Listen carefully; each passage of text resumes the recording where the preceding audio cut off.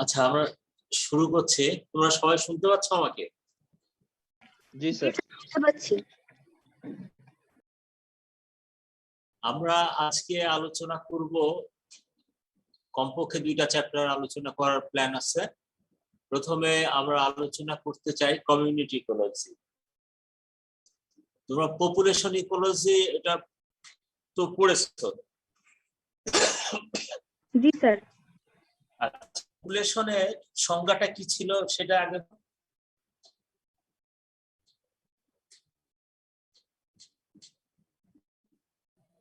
যখন একই স্পিসিসের অনেকগুলা প্রাণী একসাথে নিজেদের মধ্যে ইন্টারাকশন ঘটাবে তখন স্যার হচ্ছে সেটাকে পপুলেশন বলবে।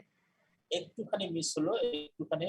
সেটা হলো যখন একই প্রজাতির অনেকগুলো প্রাণী বা উদ্ভিদ,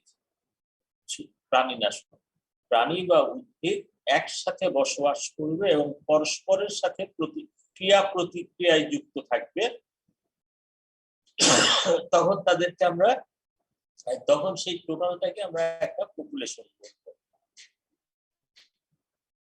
ঠিক আছে? এটা হলো যে একই প্রজাতির অনেকগুলো ইন্ডিভিজুয়াল একসাথে থাকবে। আর কমিউনিটিতে এখানে বলা হচ্ছে বিভিন্ন প্রজাতি। পার্থক্য আগেরটার চাইতে সাথে এটা এখানেই যে বিভিন্ন প্রজাতি একই জায়গায় একসাথে থাকবে এবং এরা পরস্পরের সাথে প্রতিক্রিয়া করবে। তার অর্থ দাঁড়াচ্ছে যে কমিউনিটি ইকোলজিতে আমরা দেখব এটা আগে যেমন বলেছে assemblage of individuals of a population, আর এটা হলো assemblage of populations interacting with each other. এটা হলো অনেকগুলো পপুলেশন, তার মানে হলো অনেকগুলো প্রজাতি একসাথে বসবাস করবে এবং পরস্পরের সাথে ক্রিয়া প্রতিক্রিয়ার মাধ্যমে যুক্ত থাকবে। এটা হলো কমিউনিটি।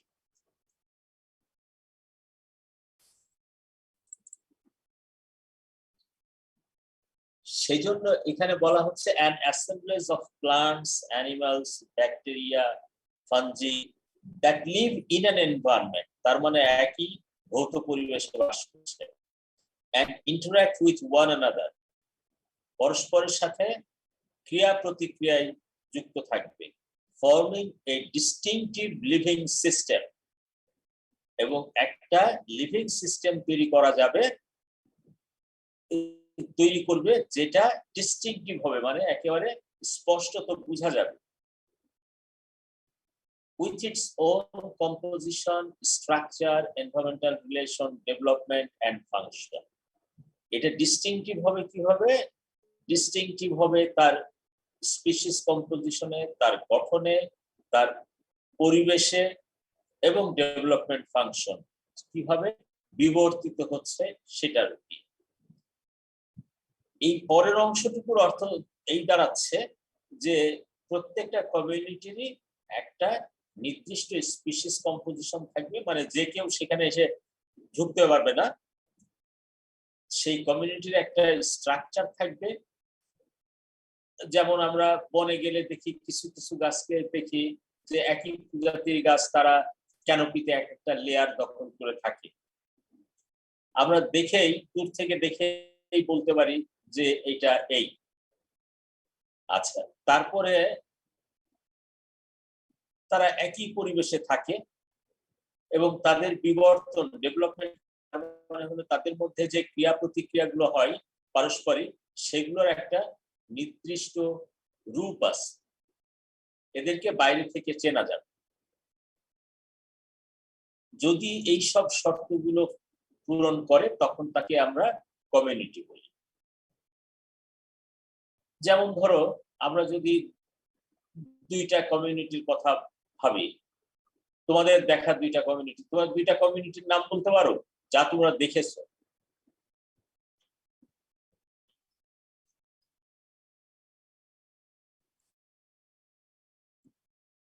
খুব সোজা, কিন্তু একেবারে জটিল না। স্যার দেখিনি, কিন্তু দুটো কমিউনিটি বলতে পারবো স্যার। না, মানে দুইটা কমিউনিটি, আচ্ছা বলো দেখি কোন দুইটা স্যার বলো। একটা হতে পারে ফরেস্টের কমিউনিটি ডেভেলপমেন্ট, আর একটা হতে পারে গ্রাসল্যান্ডের কমিউনিটি হ্যাঁ, ডেভেলপমেন্ট। সেটাও হতে পারে। আবার তুমি ফরেস্টে দেখেছো, দেখো তুমি চিটাং হিল ট্র্যাক্টের ফরেস্ট দেখেছো? স্যার আমরা যাইনি ওখানে। ওখানে যাওনি, সুন্দরবন গেছো? জি স্যার, সুন্দরবন গিয়েছি। রাইট, তাহলে এখানে একটা কমিউনিটি দেখেছো। যেমন সুন্দরবনের কমিউনিটিতে তুমি সুন্দরী যে দেখেছো, এখানে সুন্দরী গেওয়া, গাছের মধ্যে যা দেখেছো সুন্দরী গেওয়া, পশুর গড়ান, এইদের দেখেছো। সাথে অ্যানিমালদের মধ্যে দেখেছো হরিণ, বানর, শুয়োর দেখেছো। আর জানো যে, যদিও দেখোনি, জানো যে এখানে বাঘও আছে। তুমি যদি এবার শাল ফরেস্টের দিকে তাকাও, শাল ফরেস্টের দিকে তাকালে তুমি সেখানে যেসব গাছ দেখেছো তাদের মধ্যে কি আছে? শাল আছে, 1 নম্বরে শাল আছে। তারপর ধরো ওখানে যে শাল ফরেস্টে তোমরা গেছো? স্যার না যাই স্যার, যাওনি? যাওয়া হয়নি এখন। এখনো যাওয়া হয়নি, তার মানে তোমরা হিলে যাওনি, শাল ফরেস্ট দেখোনি, তাই তো? জি স্যার। No surprise. এনিওয়ে, তো শাল ফরেস্টে গেলে তুমি দেখতে, ওখানে গেলে দেখতে ওখানে শাল আছে, যেটা তোমার সুন্দরবনে নেই। ওখানে গেলে তুমি দেখতে ওয়াইল্ড প্লান্টের মধ্যে বন চালতা আছে, যেটা সুন্দরবনে নেই। তুমি ওখানে দেখতে যে কড়ই জাতীয় গাছ আছে, আলবিজিয়া লেবেট, আলবিজিয়া প্রসেরা, এগুলো আছে, যেটা সুন্দরবনে নেই। ওখানে চোখে পড়ার মতো হলো জারুল গাছ তুমি দেখতে পেতে, যেটা এখানে দেখতে পাচ্ছ না। অ্যানিমালের মধ্যে তাকালে তোমাদের যদি বলা হয় যে হনুমান দেখতে হবে, হনুমান বলতে এখানে আবার বিশেষ ইয়ে হলো ক্যাট ল্যাঙ্গুয়েজ, মানে মাথায় টুপি পরা হনুমান। এটা দেখতে চাও তাহলে তোমাকে শাল ফরেস্টে যেতে হবে। তুমি কিন্তু ওই হনুমান সুন্দর পাবে না। এখন বাইরে থেকে দেখে এই শালবন এবং সুন্দরবন, এই দুইটাকে পার্থক্য করতে পারো?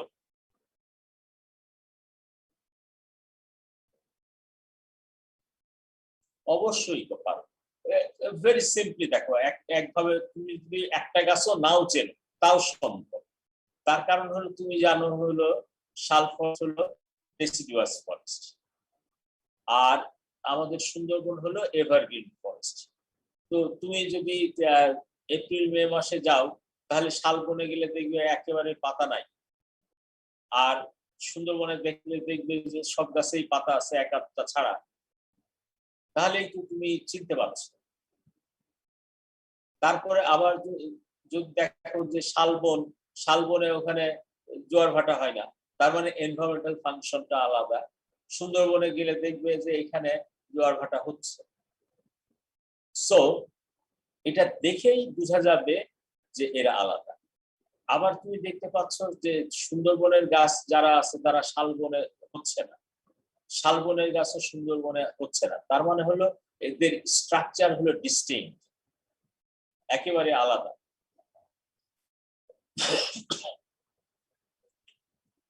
এদের ডেভেলপমেন্ট ফাংশন সেটাও সম্পূর্ণ আলাদা। যেমন তুমি ডেভেলপমেন্ট ফাংশন কেমন, শালবনে আমরা আগে বলেছিলাম যে শাল হলো লাইট ডিমান্ডার। যখন যে এই যে এখানে ডেসিডুয়াস হলে ফরেস্ট ফ্লোর বার্ন করলে সেখানে রিজেনারেশন ভালো হয়। অন দি আদার হ্যান্ড আমরা সুন্দরবনে দেখবো যে এখানে অনেক গাছই হলো শেড টলারেন্ট, বিশেষ করে সুন্দরী শেড টলারেন্ট, এবং এখানে আগুন লাগে না। আর লাগবে, এই গাছগুলো যদি কখনো আগুন লাগানোও হয় আর্টিফিশিয়ালি, তাহলে গাছগুলো বাঁচবে না। সো আমরা দেখবো যে এই দুটা বনেরই যে ডেভেলপমেন্টের বিভিন্ন স্টেপ, সেই স্টেপ গুলো ভিন্ন। সেজন্য এরা দুইটা আলাদা কমিউনিটি।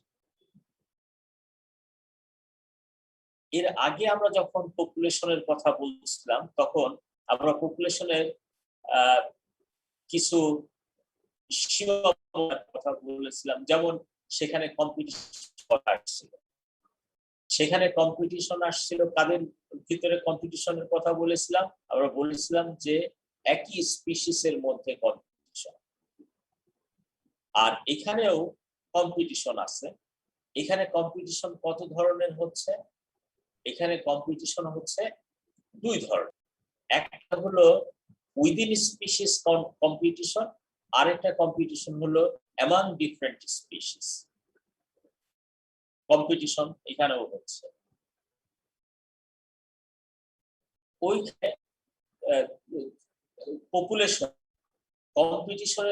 কম্পিটিশনের নেট কেমন হয়? তীব্র হয়। আর কম্পিটিশনে খাপ খাইয়ে নেওয়াটা অনেক বেশি ডিফিকাল্ট হয়। ডিফিকাল্ট হয় এই কারণেই যে পপুলেশনের মধ্যে যেহেতু সবগুলো ইন্ডিভিজুয়াল একই প্রজাতি, তাদের রিসোর্স ডিমান্ড একই ধরনের এবং একই রিসোর্সের উপর নির্ভর করে এবং সেখানে সময়টাও রিসোর্সিংয়ের সময়টাও এক। যার জন্য আমরা বলেছিলাম যে ইন্ট্রা স্পেসিফিক কম্পিটিশন মানে উইদিন স্পিসিস কম্পিটিশনটা সাধারণত খুব তীব্র হয়।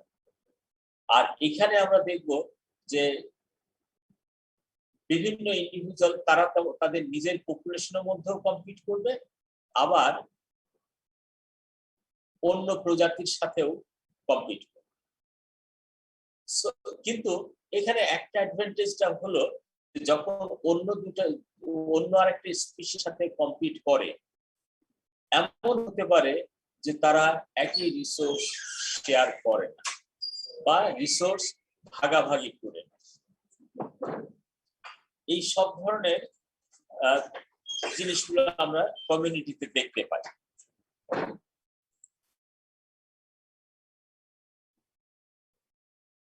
আচ্ছা, কমিউনিটির স্ট্রাকচার বলতে আমরা সাধারণত বুঝি এর ভার্টিক্যাল স্ট্রাকচার। এবং ভার্টিক্যাল স্ট্রাকচার মানে হলো এই যে তোমরা সিলভিকালচারে পড়ে থাকার কথা, সিলভিকালচারে কি কি পড়েছো এখানে দেখো।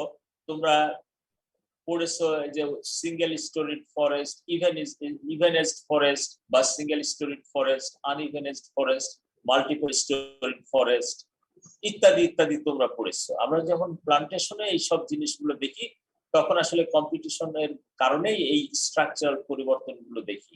আর কমিউনিটিতে গেলে দেখা যাবে, কমিউনিটি লেভেলে যখন আমরা দেখব যে কোনো কোনো গাছের নেচার হলো বড় হয়, কোনো কোনো গাছ বড় হয় না। যেমন একই ফরেস্টে যখন আমরা দেখি herb, shrubs, small tree, medium size tree, large tree, এখানে দেখা যাবে যে এক একটা স্পিসিস এক জায়গায় রয়েছে। তার মানে হলো এখানে আমরা দেখব যে গ্রোথ ফর্ম এক একটা স্পিসিসের এক এক রকম হয়। গ্রোথ ফর্ম বা লাইফ ফর্ম বলা হয়, এক একটা এক এক রকম হয় এবং এক একটার এক এক রকম হয় বলেই আমরা দেখি এর স্ট্রাকচারে ভার্টিক্যাল স্ট্রাকচারে ভ্যারিয়েশন আসে। যেমন তোমরা সুন্দরবন যখন দেখেছো, যদি খেয়াল করে দেখে থাকো সেইভাবে, তাহলে দেখবা যে দূর থেকে দেখা যায় সুন্দরী দেখা যায় একেবারে উপরের দিকে হয়ে আসে। আমরা গেওয়াতে যদি ওই একই জায়গায় গেওয়া থাকে তাহলে দেখতে পাবো যে গেওয়া হলো সুন্দরীর নিচে একটা হাইটে আছে, আবার গরান থাকলে দেখতে পাবো যে সেটা হলো একেবারে নিচের দিকে আছে। সো এখানে লাইফ ফর্মের পরিবর্তন আছে। তারপরেও আমরা কমিউনিটিকে যখন দেখতে চাই মানে বাহ্যিকভাবে সুপারফিশিয়ালি, তখন আমরা কি দেখি? আমরা এর বাহ্যিক অবস্থাটা দেখি, যেটাকে বলা হয় ফিজিওগনমি। যে overall growth form of a community is defined as physiognomy. এখন ওভারঅল গ্রোথ ফর্ম এর কথা যদি বলি, ধরো একটা বনে আমরা দেখতে পাচ্ছি যে সেখানে হার্ব শ্রাব থেকে শুরু করে একেবারে লম্বা গাছ পর্যন্ত দেখছি। আবার কোন কোন বনে এরকম দেখতে পারি যে হার্ব শ্রাব তারপরে স্মল ট্রি। এটা যখন আমরা দেখি তখন আমরা ভিতরে কি কি আছে না দেখেও তো সরাসরি বলতে পারি যে হ্যাঁ, এখানে ফরেস্ট অনেক বড় বড় গাছ নিয়ে আছে। ফরেস্টের হাইট, ক্যানোপি হাইট অনেক বেশি। আরেকটা জায়গায় আমরা বলতে পারি ক্যানোপি হাইট লো। তাহলে এটা আমরা কিভাবে বলছি? এটা আমরা কি ওর ভিতরে আমরা যখন বলি যে এই ফরেস্টের হাইট অনেক বেশি, তার মানে কি আমরা এটা মিন করি যে ওখানে সবগুলো গাছই ওই পরিমাণ লম্বা? তা আমরা কিন্তু মিন করি না। আমরা জানি যে সেখানে বিভিন্ন সাইজের প্লান্টস আছে, কিন্তু ওভারঅল কমিউনিটির হাইট অনেক বেশি। আবার যখন একটা মিডিয়াম সাইজের ট্রিজ এর একটা গাছ আমরা যখন দেখি, তখনও এই একই জিনিস আমরা বলি যে এখানে হাইট কম। তাহলে এই যে আমরা কনক্লুশনটা নিচ্ছি, এটা তাদের বাহ্যিক অবলম্বন। আরেকটা এক্সাম্পল দেওয়া যায় এই ক্ষেত্রে, যেমন আমরা যখন বলি যে একটু আগেই বললাম সুন্দরবন একটা এভারগ্রিন ফরেস্ট, তার মানে কি এই যে সুন্দরবনে কোনো ডেসিডুয়াস স্পিসিস নেই? আসলে তো মানে তা না। সুন্দরবনে ডেসিডুয়াস স্পিসিস আছে কিনা জানো? জানো কিনা? স্যার আছে, কিন্তু নাম বলতে পারবো না স্যার। সুন্দরবনে দুইটা ডেসিডুয়াস স্পিসিস আছে, একটা হলো পশুর আর একটা হলো গেওয়া। আচ্ছা, এখন ধরো আমরা যখন একটা ফরেস্টকে এভারগ্রিন করি, তার মানে কি ওখানে ডেসিডুয়াস স্পিসিস একটাও নাই? আমরা যদি বাংলাদেশের না, পৃথিবীর বিভিন্ন জায়গাতে টেম্পারেট রিজন বাদ দিয়ে আমরা দেখি যে এভারগ্রিন ফরেস্ট, সেখানেও কিন্তু খুব অল্প সংখ্যক ডেসিডুয়াস স্পিসিস থাকে। কিন্তু এই ডেসিডুয়াস স্পিসিস গুলো ওই ফরেস্টের ওভারঅল স্ট্রাকচারে, অ্যাপিয়ারেন্সে প্রভাব ফেলে না। যেমন সুন্দরবনে যদি আমরা এরকম কোনো জায়গায় যাই যেখানে এই সবগুলো স্পিসিস একসাথে মিশানো আছে, তার মধ্যে গেওয়াও আছে, পশুরও আছে, এই গেওয়া পশুরের সংখ্যা যদি কম হয়, তাহলে সেখানে গেওয়া পশুর আছে ঠিক, তাদেরও পাতা ঝরে ঠিক, কিন্তু তাদের তারা ওভারঅল এভারগ্রিন ভিউতে তেমন প্রভাব ফেলে না। আবার যখন আমরা বলি ডেসিডুয়াস ফরেস্ট, ডেসিডুয়াস ফরেস্টে কি কোনো এভারগ্রিন স্পিসিস থাকে না? থাকে, কিন্তু সেখানে ডেসিডুয়াস বলছি কেন? যে এভারগ্রিন স্পিসিস কিছু থাকলেও সেটা ওভারঅল ফিজিওগনমিতে প্রভাব ফেলে না, মানে বাহ্যিকভাবে এখানে তেমন আমরা কোনো প্রভাব দেখি না। তো সেই জন্য এটাও হলো ফিজিওগনমি। এই ফিজিওগনমিটা কাকে দিয়ে তৈরি? যেমন ধরো আমরা একটা ফরেস্টের, একটু আগে যেটা বলছিলাম যে একটা ফরেস্টে অনেক এভারগ্রিন স্পিসিস, মাঝে মাঝে কয়েকটা ডেসিডুয়াস স্পিসিস, তাহলে এখানে ডমিনেন্ট স্পিসিস এর ক্যারেক্টার। ডমিনেন্ট মানে হলো যেটা সবচাইতে প্রভাবশালী, সবচাইতে দৃশ্যমান। তো এই যে এভারগ্রিন ফরেস্টের ম্যাক্সিমাম ট্রি হলো এভারগ্রিন, দুই একটা ডেসিডুয়াস স্পিসিস আছে। তাহলে তারপরেও আমরা এখানে এটাকে এভারগ্রিন বলছি। কেন এভারগ্রিন বলছি? কারণ ওই যে দুই একটা ডেসিডুয়াস স্পিসিস আছে, তারা ওভারঅল স্ট্রাকচারে কোনো প্রভাব ফেলে না, তার কারণ তারা এখানে ডমিনেন্ট নয়। তার মানে হলো ফিজিওগনমিটা অ্যাকচুয়ালি ডিফাইন্ড হয় by the character of the dominant species. ঠিক আছে, বুঝা গেছে এই পর্যন্ত? জি স্যার, বুঝতে পারছি। আচ্ছা, এই যে কমিউনিটিতে আমরা বিভিন্ন স্পিসিসকে এক জায়গায় থাকতে দেখি। এই এক জায়গায় থাকতে পারে কেন? এক জায়গায় থাকতে পারে, আচ্ছা আমি এটা আলোচনা করার আগে আরেকটা জিনিস বলে নিই। আমরা ধরে নিই, এটা সাধারণের জন্য, এটা হলো একটা কমন সেন্সের একটা ইস্যু আমি আলোচনা করছি।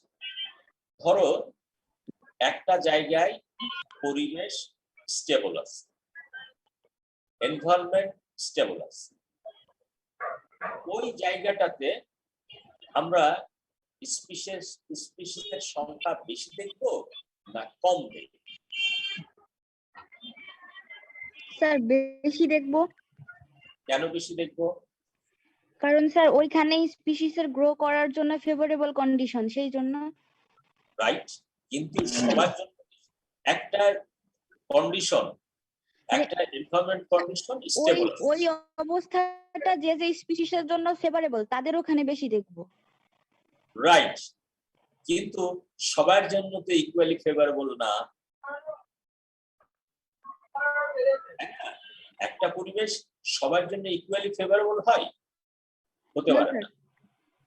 তাহলে ওই জায়গার জন্য যে স্পিসিস গুলো ফেভারেবল, ওই জায়গার পরিবেশ যে স্পিসিস এর জন্য ফেভারেবল, আমরা তাদের গ্রোথ, তাদের রিজেনারেশন বেশি দেখবো, তাই না?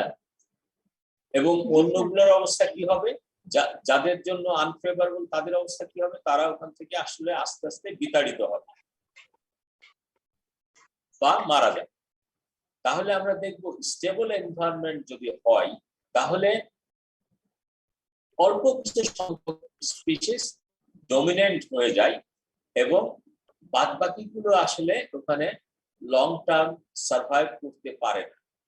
সুতরাং ডাইভার্সিটির কথা যদি বেশি বলি, ডাইভার্সিটি বাড়বে না কমে স্ট্যাবিলিটি বেশি থাকলে? স্যার ডাইভার্সিটি কমে। কম। যদি কোনো পরিবেশ স্টেবল হয় তাহলে সেখানে দেখা যায় যে গুটি কয়েক প্রজাতির জন্য সহায়ক থাকে বেশি, এবং যাদের জন্য সহায়ক হয় তারাই সেই জায়গাটা পুরোপুরি দখল করে নেয় এবং অন্যদেরকে সেখান থেকে এলিমিনেট করে দেয়, যার ফলে ডাইভার্সিটিটা কমে। আর যদি ওখানে মাঝে মাঝে ডিস্টারবেন্স তৈরি হয়, যেমন ধরো ডিস্টারবেন্সটা হতে পারে যে ঝড় হলো, রোগ বালাই হয়, ইত্যাদি ইত্যাদি কারণে যখন ডিস্টারবেন্স গুলো হয়, যে কোনো ডিস্টারবেন্সেরই আউটকাম হলো যে ওখানে কিছু ক্ষয়ক্ষতি হবে, যে কোনো ডিস্টারবেন্স হোক না কেন। কিছু ক্ষয়ক্ষতি হওয়া একটা বনের ক্ষেত্রে কি হবে, কিছু গাছ মারা যাবে, সেই সব জায়গাগুলোতে ক্যানোপি ওপেন। ক্যানোপি ওপেন যদি হয় কোনো ডিস্টারবেন্সের কারণে, তখন আমরা কি দেখবো, ওই ওপেন জায়গাগুলো যাদের জন্য সুটেবল তা ওই জায়গাটাতে জন্মানো শুরু। তার মানে আমরা যখন এই কমিউনিটিকে দেখি, বিভিন্ন স্পিসিসের মিক্সচার একসাথে দেখি, সেইখানে দেখতে পাবো যে এখানে ডিস্টারবেন্স আছে, in one way or other এখানে ডিস্টারবেন্স আছে, এবং এই ডিস্টারবেন্সই ওই ডমিনেন্ট স্পিসিসের জন্য কিছু কিছু জায়গায় সাইটটাকে আনসুটেবল করে দিচ্ছে কোনো কোনো কন্ডিশনে, এবং সেখানে আমরা দেখব যে অন্য উদ্ভিদ জন্মাচ্ছে। আমরা যদি এক্সাম্পল ধরি একেবারে গাছের, ধরো আমরা ইয়েতে এটা তোমরা সুন্দরবনে দেখে থাকবে, সুন্দরবনে সুন্দরী আছে, ডমিনেন্ট স্পিসিস। ফেভারেবল কন্ডিশনে সুন্দরবন যে সুন্দরী পুরো জায়গাটা দখল করে নিয়ে একেবারে সুন্দরী ইভেনাইজড স্ট্যান্ড, সরি মনোস্পেসিফিক স্ট্যান্ড তৈরি করবে, মানে সিঙ্গেল স্পিসিস স্ট্যান্ড তৈরি করবে। কোনো ডিস্টারবেন্স নাই, ক্যানোপি 100% ফুল, অন্য কোনো গাছের রিজেনারেশন ওখানে হতে পারবে একেবারে সোজা। কিন্তু যখন কোনো ডিস্টারবেন্স হয়, যেমন ইভেন চোররা গাছ কাটবে, সেটা যদি স্মল স্কেলে হয় কোনো সমস্যা নাই, লার্জ স্কেলে হলে সমস্যা হবে। আবার এটা হয় যে কোনো রোগ বালায় গাছ মরা শুরু করবে, গাছ মরা শুরু করলে সিঙ্গেল ট্রিও মরতে পারে, ইন গ্রুপও মরতে পারে। যখন ইন গ্রুপে মরবে তার মানে হলো ক্যানোপিতে বেটার এক্সপোজার পাবে, তখন ওখানে আমরা দেখবো যে ওই জায়গাটায় বড় এক্সপোজার হলে লাইট ডিমান্ডাররা আসা শুরু করবে। তার মানে আমরা যখন একটা ফরেস্ট কমিউনিটিতে দেখবো যে বিভিন্ন স্পিসিসের মিক্সচার আছে, তখন আমাদেরকে অবশ্যই এটা ধরে নিতেই হবে যে এখানে ডিস্টারবেন্স আছে, যে ডিস্টারবেন্সের কারণে ডমিনেন্ট স্পিসিসের ডিগ্রি অফ ডমিনেন্স কমাচ্ছে এবং অন্যদের জন্য গ্রো করার স্পেস তৈরি করে দিচ্ছে, গ্রো করার পরিবেশ তৈরি করে দিচ্ছে। তার মানে হ্যাঁ sir, physiognomy is defined by the dominant species যেহেতু বললেন, তাহলে ডমিনেন্ট স্পিসিস গুলোর ভিত্তিতেই যদি ফিজিওগনোমি নির্ণয় করা হয়, তাহলে অন্যান্য স্পিসিস গুলোকে আমরা বিবেচনায় কেন আনবো? এইটা ফিজিওগনোমি, এটা হলো একটা ওভারঅল অ্যাপিয়ারেন্স। যেমন আমরা ফরেস্ট বলছি, একটা কমিউনিটিকে আমরা বলছি ফরেস্ট, সেখানে ফিজিওগ্নমি কি, ওখানে হার্ব সবাই থাকলেও ওখানে ডমিনেন্ট হলো ট্রিস, লার্জ ট্রিস। আমরা একটা বনকে দেখে, বনের দিকে তাকিয়ে আমাদের কখনো বলতে ভুল হয় যেটা একটা বন, হয় না। তার কারণ হলো আমরা ওভারঅল যে শেপটা দেখি, যে অ্যাপিয়ারেন্সটা দেখি, সেটা হলো ট্রি। ট্রি ওখানে সবচেয়ে ডমিনেন্ট। তাহলে তো আমরা এই যে হার্বস ওগুলোকে বাদ দিতে পারি? না, বাদ দিতে কখনোই পারি না। কারণ হলো এরা ইকোলজিক্যাল ফ্যাক্টর হিসাবে অত্যন্ত ইম্পর্টেন্ট, এবং এদের মধ্যে আমরা যে নামেই ডিফাইন করি না কেন, ফরেস্ট বললাম ঠিক, কিন্তু এখানে হার্ব শ্রাবস সবারই নির্দিষ্ট একটা ভূমিকা রয়েছে একটা ইকোসিস্টেম প্রসেসের মধ্যে, সেই জন্য আমরা ওদেরকে বাদ দিতে পারি না। একইভাবে গ্রাসল্যান্ড যখন বলি, গ্রাসল্যান্ড আর ফরেস্ট এই দুইটা মিক্স করে ফেলা আমাদের কোনো সুযোগ আছে? নাই। এখন গ্রাসল্যান্ডে কি বিচ্ছিন্ন অবস্থায় এক আধটা ট্রি থাকতে পারে না? পারে।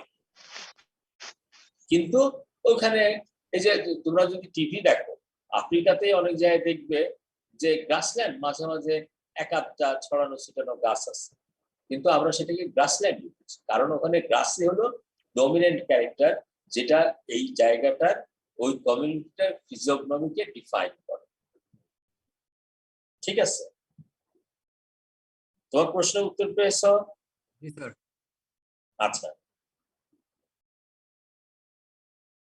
আরেকটা আমরা যেটা বলছিলাম কমিউনিটি স্ট্রাকচারের কথা বলছিলাম, যে কমিউনিটি স্ট্রাকচারটা আসলে ডিস্টারবেন্স এবং সাকসেশনাল ডেভেলপমেন্ট, মানে সময়ের সাথে পর্যায়ক্রমিক।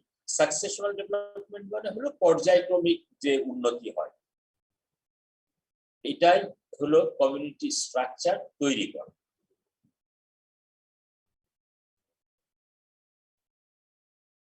এই যে একটা কমিউনিটিতে যে আমরা যদি মরা একটা গাছ দেখি যেটা পচে যাচ্ছে, সেটাও কিন্তু কমিউনিটির অংশ।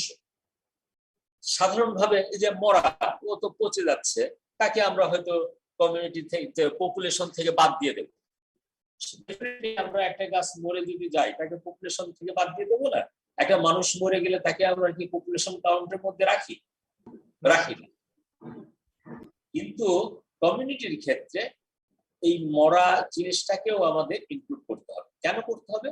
কারণ আমরা জানি যে এই মরা যেটা ডিকম্পোজ করছে, এই ডিকম্পোজিশন হয় হলো বিভিন্ন মাইক্রো অর্গানিজমের কারণে। মরা গাছগুলোতে দেখা যায় যে বিভিন্ন কীট পতঙ্গ বাসা করে, এবং যারা কমিউনিটির ডাইভার্সিটির অংশ। সেজন্য আমরা পপুলেশনের যখন সাইজ কাউন্ট করি, তখন ওই পপুলেশনের ডেড ইন্ডিভিজুয়ালকে কাউন্ট করি না, কিন্তু কমিউনিটিতে যখন কাউন্ট করি তখন এই ডেড ট্রিজ, ডিকম্পোজিং লগস এদেরকে কাউন্ট করি, কারণ they provide habitat for other species.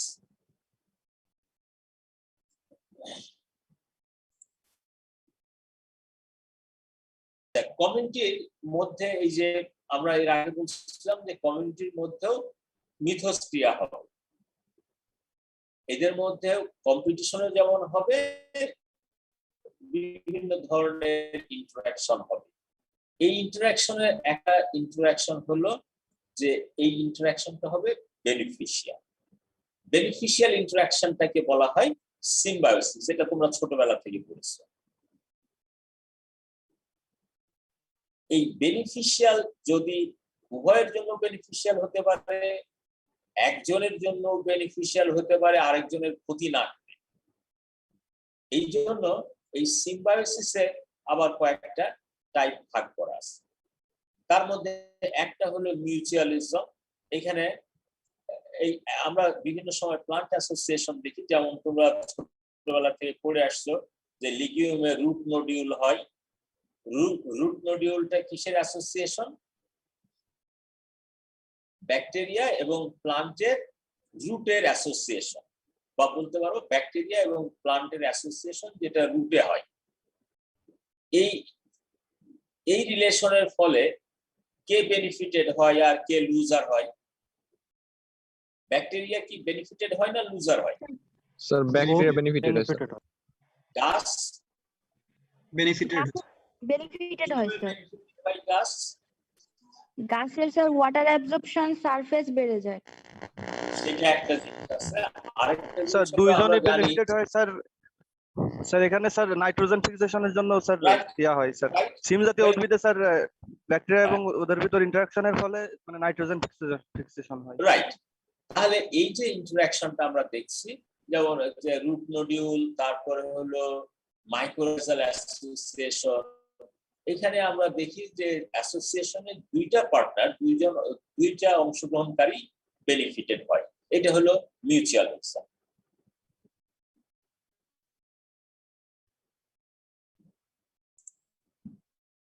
এই মিউচুয়ালিজমে দেখো এখানেও আমরা মিউচুয়ালিজম দেখছি। এই যে মহিষটা, এর উপরে পাখিরা বসে আছে, পাখিরা কি করছে? মহিষের গা থেকে স্যার পোকা খাচ্ছে। পোকা খাচ্ছে। পোকা খাওয়াতে এতে বেনিফিট উভয়ই পাচ্ছে, তাই না? একজন জি, স্যার। খাদ্য পাচ্ছে, আরেকজন হলো পরজীবী পোকা থেকে রেহাই পাচ্ছে। কিন্তু এর আগে যখন আমরা রুট নডিউল দেখছিলাম, আমরা দেখছিলাম যে তারা পার্মানেন্টলি একসাথে থাকতে হয়। এখানে এই পাখিগুলো কি মহিষের গায়ে বাসা করে থাকতে পারে? পারে না স্যার। সেই জন্য আগে যে আমরা মিউচুয়ালিজম দেখেছি, সেখানে দেখেছি যে কন্টিনিউয়াস কন্ট্যাক্টে থাকছে দুইটা পার্টনার। আর এখানে মিউচুয়ালিজম দেখছি যে দুইটা পার্টনার কন্টিনিউয়াস কন্ট্যাক্টে থাকে না। আবার পাশের ছবিটা যদি দেখো, যে মিউচুয়ালিজম কখনো কখনো কিন্তু হার্মফুল ইন্টারঅ্যাকশনে পরিণত হয়। কিভাবে হয়?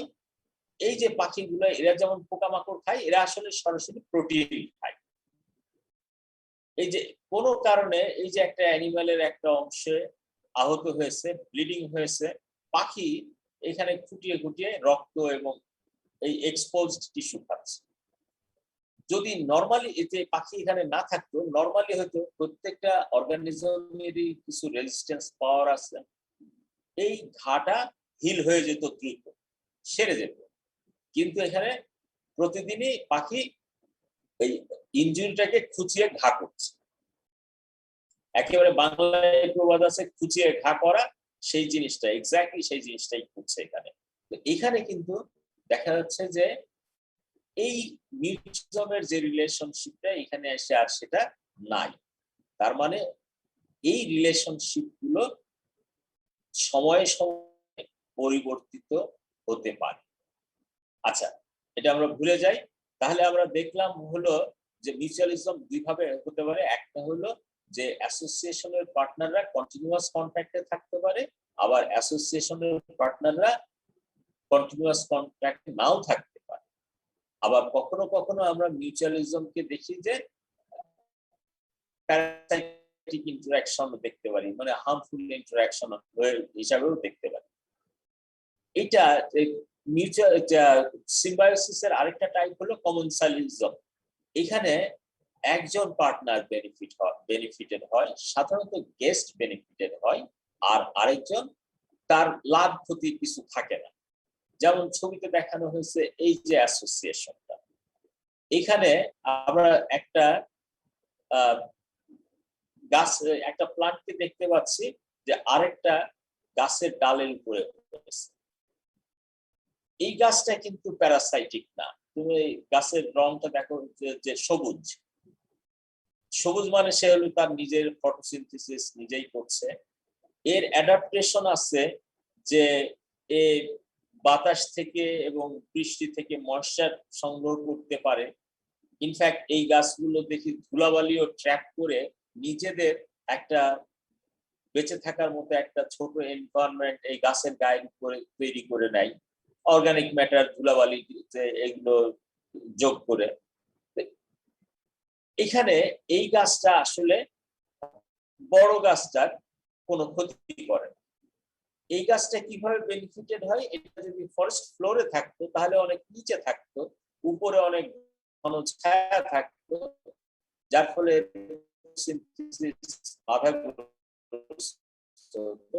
এখন এই গাছের উপর বসবাস করে তো এক্সপোজার টু লাইট বাড়িয়েছে, সো এখানে দেখবো যে কোনো ক্ষতি হচ্ছে না। এই যে রিলেশনশিপ, এটা হলো কমেন্সালিজম।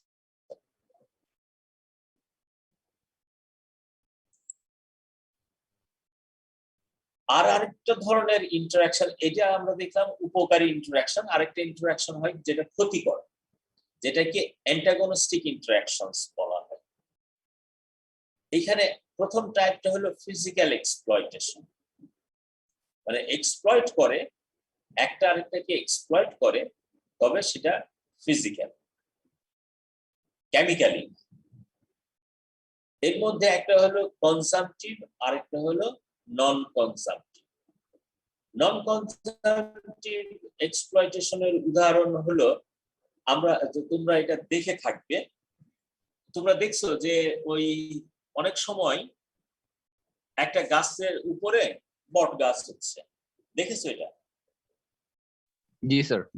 জি স্যার। বট গাছ, বট, এখন ধরো যদি কোনো ডিস্টারবেন্স না করা হয়, মানে কাউকে কেটে ছোট ছোট যদি না করা হয়, ন্যাচারালি বাড়তে দেওয়া হয়, আলটিমেটলি কি হবে?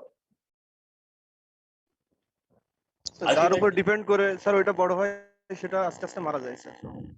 যার উপরে বড় হয় সে আস্তে আস্তে মারা যায়, তাই না? আচ্ছা, এইটা তোমরা এই ট্রপিক্যাল রেইন ফরেস্টের যদি কোনো ডকুমেন্টারি দেখো, হয়তো দেখতে পারো কখনো কখনো ডুমুর জাতীয় গাছ, মানে ফিগ, বট একই তো জাত। এখানে অনেক সময় পাখি খেয়ে গাছে বসছে, বীজ ছড়াচ্ছে, সেই বীজ থেকে চারা হচ্ছে গাছের উপরে, সে আস্তে আস্তে শিকড় ছড়াচ্ছে নিচে, শিকড় ছড়াতে ছড়াতে সে বড় হতে হতে এক সময় পরে যে পুরো গাছটাকে ঢেকে ফেলে তারপরে ওই হোস্ট প্লান্টের আলো পাওয়াতে বাধা দেয়, তাকে আলো পেতে দেয় না, বাড়তে দেয় না, এবং হোস্ট মারা যায়। এখানে আমরা দেখি ইন্টারাকশনটা হার্মফুল। এখানে ফিজিক্যাল এক্সপ্লয়টেশন হচ্ছে। ফিজিক্যাল এক্সপ্লয়টেশন এইভাবে হচ্ছে যে হোস্টকে সে ফিজিক্যাল সাপোর্ট হিসাবে ব্যবহার করছে, কিন্তু হোস্ট থেকে সে কোনো নিউট্রিয়েন্ট নিচ্ছে না। তার মানে এই এক্সপ্লয়টেশনটা কনজাম্পটিভ নয়। আলটিমেটলি কিন্তু সে হোস্টকে মেরেও ফেলছে, কিন্তু তারপরে হোস্টের শরীর থেকে সে কোনো পুষ্টি নিচ্ছে না। সেই জন্য এই যে আমরা অ্যাসোসিয়েশন দেখছি, এটা হার্মফুল অ্যাসোসিয়েশন বটে, কিন্তু এখানে কোনো ফিজিক্যাল এক্সপ্লয়টেশন হয় না। সেই জন্য এটাকে ভাগ করা হয়েছে এইভাবে, নন কনজাম্পটিভ এক্সপ্লয়টেশন, মানে নন কনজাম্পটিভ ফিজিক্যাল এক্সপ্লয়টেশন। আবার কখনো কখনো দেখা যায় যে এই গেস্ট হোস্টের শরীর থেকে পুষ্টি নিয়ে থাকে। এর একটা উদাহরণ হলো প্যারাসিটিজম। প্যারাসাইটস কি এটা তোমরা জানো? প্যারাসাইটস জানো? জানো, অবশ্যই জানো। প্যারাসাইট একটা হোস্টের শরীরে বসবাস করে কি করে, যেমন তোমরা ইন্টারমিডিয়েটে সম্ভবত পড়েছিলে ম্যালেরিয়ার জীবনচক্র, পড়েছো না? জি স্যার। জি স্যার। আচ্ছা, ম্যালেরিয়া জীবাণুর জীবনচক্রে সে ওই মশার পেটের মধ্যে তার কি পরিবর্তন হয় আর মানুষের শরীরে কি পরিবর্তন হয়? আচ্ছা, যে পরিবর্তনই হোক না কেন, এইটা অন্তত জানো যে মশার শরীরে যখন হয়, সে যখন ইনফেকশন হয়, সে মশার শরীর থেকে পুষ্টি গ্রহণ করে বড় হয়, সংখ্যায় বাড়ে। মানুষের শরীরের মধ্যেও একই জিনিস হয়, মানুষের শরীর থেকে পুষ্টি গ্রহণ করে। কিন্তু সাধারণত এই জীবাণুগুলো তার হোস্টকে মারতে চায়। সাধারণত হোস্টকে মারতে চায় না কেন? মারতে চায় না এই কারণেই যে সে হোস্টের শরীরে বসবাস করে আসলে পুষ্টির জন্য। যদি হোস্ট মারা যায় তাহলে তো তার পুষ্টির উৎস মারা যায়, তার পুষ্টির উৎস নষ্ট হয়ে যায় না। সেই জন্য এখানে আমরা দেখি যে কনসাম্পটিভ এক্সপ্লয়টেশন করছে প্যারাসিটাজমের ক্ষেত্রে। কনসাম্পটিভ এক্সপ্লয়টেশনটা হলো এটা একেবারে দুইজন বিচ্ছিন্ন থাকলে এই কনজাম্পশনটা হতে পারে না, এক্সপ্লয়টেশন হতে পারে না। আর প্যারাসাইট সবসময় চায় যে তার হোস্ট বেঁচে থাকে, যার জন্য স্লো হয়। হোস্ট অ্যান্টিবডি তৈরি, হোস্ট অ্যান্টিবডি তৈরি করলে প্যারাসাইটেরও কিছু জেনেটিক চেঞ্জ হয়, ইত্যাদি ইত্যাদি অনেক কিছুই হয়। বাট প্যারাসাইটিক ইনফেকশনে যে সব মারা যায় তা তো, যেমন আমাদের এই জায়গায় কত পার্সেন্ট মরতেছে কত ইনফেকশনের সাথে?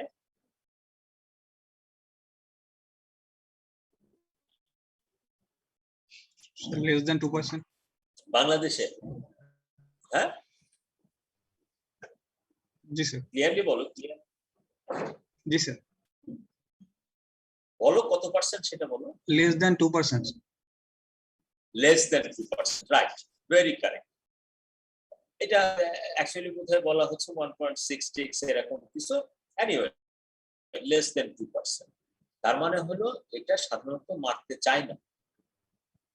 এই জন্য বলা হচ্ছে যে প্যারাসিটিজমটা সাধারণত লেথাল না। আমরা যদি ইনফেকশনের হিসাব করি, এই যে আইসিডিডিআরবির কিছুদিন আগের একটা ইনভেস্টিগেশনে বলা হয়েছিল, তারা ঢাকার কিছু বস্তির উপরে কাজ করেছিল, যেখানে 60% পিপুলের শরীরে কোভিড-19 এর অ্যান্টিবডি পাওয়া গেছিল। তার মানে হলো ওই লোকগুলো কোভিড-19 এফেক্টেড হয়েছে, ইনফেক্টেড হয়েছে। কোথাও সিমটম প্রডিউস করেছে, কোথাও সিমটম প্রডিউস করেনি, কোথাও রোগের আকারে এটা দেখা গেছে, কোথাও রোগের আকারে কারো কারো ক্ষেত্রে এটা রোগ সৃষ্টি করতে পারেনি। যাদের মধ্যে রোগ সৃষ্টি করতে পেরেছে তাদের মধ্যে 99% এর কাছাকাছি বেঁচে গেছে, কেবলমাত্র 1% 2% মরে গেছে, এবং এদের বেশিরভাগেরই অন্য স্বাস্থ্য ছিল। এরা কোভিডের কারণেই মরেছে তা কিন্তু বেশিরভাগ ক্ষেত্রে। তাহলে এইখানে দেখা যাবে কোভিড-19 এর এই প্যাথোজেনটা আসলে কারণ মানুষ মারা গেলে তারই লস, তার আবার সারা। আরেকটা ইন্টারঅ্যাকশন হলো এই কনসাম্পটিভ এক্সপ্লয়টেশনের প্রিডেশন। প্রিডেশন সিম্পলি হলো একটা আরেকটাকে খেয়ে ফেলা, একটা আরেকটাকে খাই। যেমন ধরো আমরা জানি এই যে সুন্দরবনে বাঘ হরিণ খাই, এটা হলো প্রিডেশনের একটা এক্সাম্পল। এই প্রেডেটররা তারা কি কোনো একটা নির্দিষ্ট জায়গায় আটকে থাকে? থাকে না, এরা হলো ফ্রি।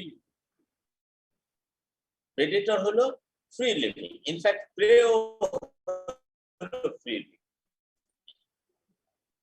এবং এদের মধ্যে এই হরিণ আর বাঘের মধ্যে একটা সাকসেসফুল এনকাউন্টার কতবার হতে পারে? মানে একটা হরিণকে বাঘ কতবার খেতে পারে মেরে? একবারই একটা এনকাউন্টার হওয়া সম্ভব। সেই এনকাউন্টার সাকসেসফুল হলে হরিণই মারা যাবে, এবং এটা হবে না যে একবার মরে বেঁচে উঠলো আরেকবার মরবে, এটা কখনো হবে না। সেই জন্য প্রেডেশনে আমরা দেখি যে প্রেডেটররা সাধারণত, প্রেডেটর এবং ইনফ্যাক্ট প্রেও, এরা সাধারণত ফ্রি লিভিং হয়, এবং এদের মধ্যে কেবলমাত্র একটাই সাকসেসফুল এনকাউন্টার হয়। এটা হলো প্রেডেশন। তারপরে হার্মফুল রিঅ্যাকশনের মধ্যে আরেকটা হলো অ্যান্টিবায়োসিস, chemical interaction among partners.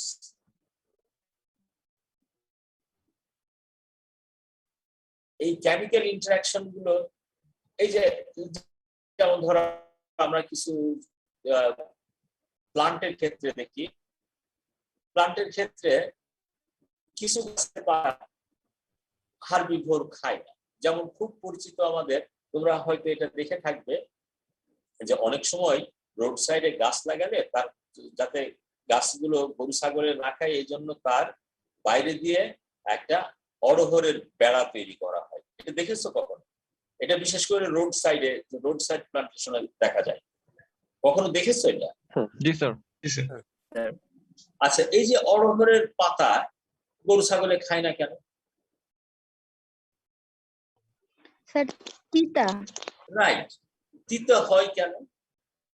Sir কেমিক্যালের জন্য। রাইট, তার মানে হলো এখানে এমন কোন কেমিক্যাল আছে যে কেমিক্যাল গুলো হার্বিভোরকে দূরে রাখে। তাহলে এই যে হার্বিভোরের সাথে অড়হরের যে ইন্টারাকশন হচ্ছে, এই ইন্টারাকশন হলো আসলে কেমিক্যাল ইন্টারাকশন।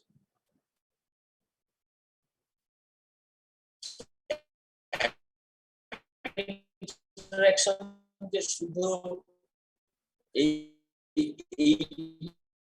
এক্সাম্পল হলো কেমিক্যাল ইন্টারাকশন আরো বিভিন্ন ভাবে, যেমন দেখা যায় অনেক গাছের পাতা যখন হয় তখন সে আর এডিবল থাকে না এই কারণে যে কেমিক্যালি তার পুষ্টিমান কমে, সে কিছু কিছু কেমিক্যাল যোগ করে উইথ টাইম যাতে হার্বিভোর সেটাকে না খায়। স্যার এখানে স্যার আপনার হ্যাঁ, বল। কথা বোঝা যাচ্ছে না স্যার। তোমার নেটওয়ার্কের সমস্যা হচ্ছে, আমি তোমাকে বুঝতে পারছি কিন্তু তোমার ভেঙে যাচ্ছে কথা। স্যার আপনার কথা আসলে স্যার শুনতে পাচ্ছি না স্যার, মাঝে মাঝে বাইরে আসছে। মাঝে মধ্যে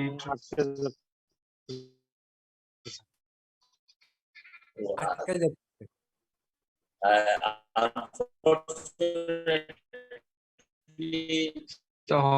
স্যার হয়তো তার কারণ হলো আমার সমস্যা হওয়ার কথা, কারণ হলো আমি নেটওয়ার্ক সমস্যা। হ্যালো,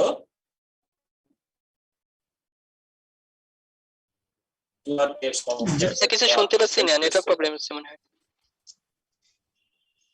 আমি তো শুনতে পাচ্ছি তোমাকে।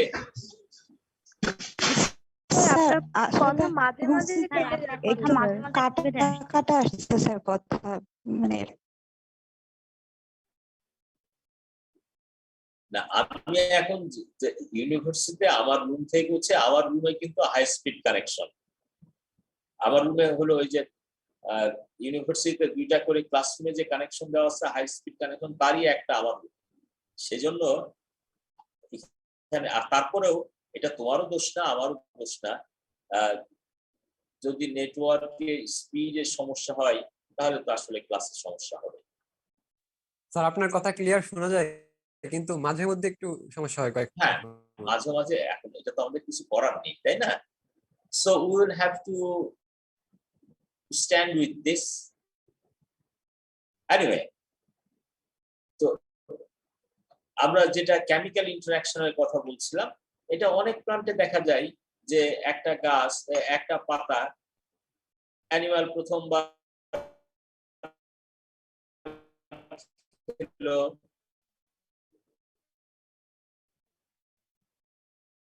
গাছ এইটাকে করার জন্য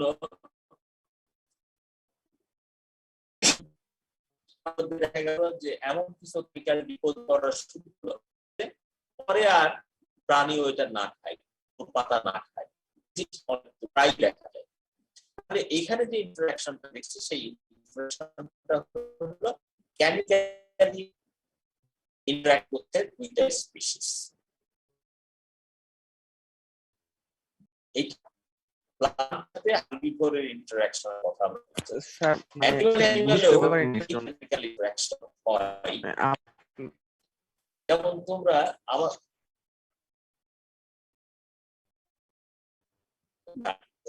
গাছ হার্বিভোরের সাথে কেমিক্যাল ইন্টারাক্ট করে, এইটার কথা বলেছি আমি। এটা বুঝতে পেরেছো কিনা?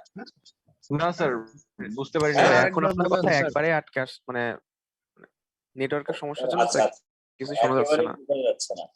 জি স্যার। তাহলে আমরা কি করতে পারি সেটা বলো, সমাধান বলো। স্যার অ্যালিলোপ্যাথিটা আরেকবার একটু বলেন স্যার। কোনটা?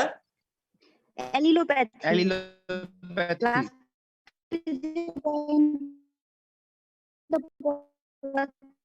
ছিলেন।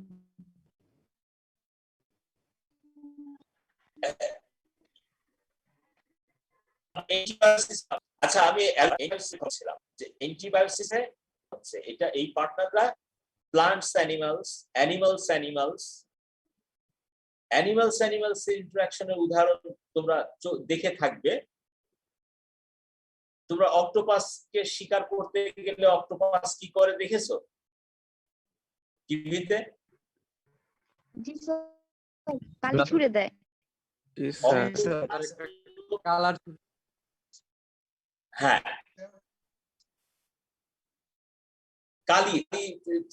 কালির মতো কিছু একটা পানিতে দিয়ে দেয়, যার ফলে প্রেডেটর তাকে দেখতে পায়। এই যে কালির মতো কিছু একটা ছড়িয়ে দিল, সেটা কি? কালিটা কেমিক্যাল না? কেমিক্যাল। আমাদের দেশে একটা প্রাণী আছে যার জি গায়ে স্যার। একটু বিশ্রী গন্ধ হয়, হাম বলে বোধহয়, ইন্ডিয়ান। সে কখনোই গন্ধ ছড়ায়? তার গায়ে থেকে কন্টিনিউয়াসলি এই গন্ধ বেরোতে থাকে। স্যার যখন হচ্ছে মানে ও মানে আত্মরক্ষার জন্য গন্ধ ছড়ায় স্যার। রাইট, তার এই যে আত্মরক্ষার জন্য সে গন্ধ ছড়াচ্ছে, এই গন্ধটা মানেই হলো সেখানে সেই কিছু ভোলাটাইল কেমিক্যাল ছড়ায়।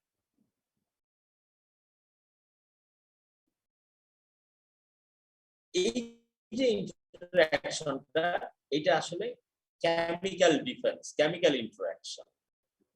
এই ইন্টারঅ্যাকশনটাই যখন প্লান্টের মধ্যে হয়, তখন সাথে অ্যালোপ্যাথির পার্থক্যটা হলো এইটুকুই যে অ্যান্টিবায়োসিসেও কেমিক্যাল ইন্টারঅ্যাকশন হয়, তবে এই কেমিক্যাল ইন্টারঅ্যাকশনে পার্টনার দুটো থাকে ডিফারেন্ট, এবং সাধারণত পার্টনার হয় plant animal of different species. আর অ্যালোপ্যাথিতে হয় ইন্টারঅ্যাকশনটা, যখন আমরা হিসাব করি plant interaction, plant chemical interaction, তখন সেটাকে বলা হচ্ছে অ্যালোপ্যাথি। এর অনেক উদাহরণ আছে, যেমন একটা সিম্পল উদাহরণ হলো যে ইউক্যালিপটাস গাছের কথা আমরা অনেক সময় বলে থাকি। একটা জিনিস বলা বীজ গজায়, এর কারণ হিসাবে বলা হয় যে এই ইউক্যালিপটাসের গাছে পাতা পচে এমন কিছু কেমিক্যাল সিক্রেট করে, যে কেমিক্যালের কারণে অন্য গাছের বীজ সেখানে গজাতে পারে। তাহলে ইউক্যালিপটাসের সাথে অন্য প্লান্টের কি ইন্টারঅ্যাকশন হলো? ইন্টারঅ্যাকশনটা হলো অন্য প্লান্টের বীজ গজানোতে, মানে অন্য উদ্ভিদের প্রজননে বাধা সৃষ্টি করছে। কিভাবে? মাটিতে কিছু কেমিক্যাল অ্যাড। এই জিনিসটা গাছের মধ্যে দেখা যায়, এমনকি নিজের প্রজাতির সাথেও এই কাজ করে, নিজের প্রজাতির সাথেও এই কাজ করে। যেমন কিছু গাছ আছে যাদের দেখা যায় যে গাছের নিচে প্রচুর বীজ পড়ে থাকলেও গাছের নিচে বীজ গজায় না, আলো পায় না, তাই বলে গজায় না। আসলে বীজ গজানোর সাথে আলোর সম্পর্ক খুব একটা নেই। কেমিক্যালি এই গাছগুলো যেটা করে, মাটিতে এমন কিছু কেমিক্যাল ছড়ায় যাতে নিজের বীজও গজাইতে না পারে। নিজের বীজ গজায়, যদি নিচে না গজাইতে পারে, তাহলে যে বীজগুলো তার থেকে দূরে পড়েছে সেগুলো গজাবে। এর মাধ্যমে সে নিজের প্রজাতির মধ্যেও যে কম্পিটিশনটা হয়, কম্পিটিশনটাকে অ্যাভয়েড করতে পারে।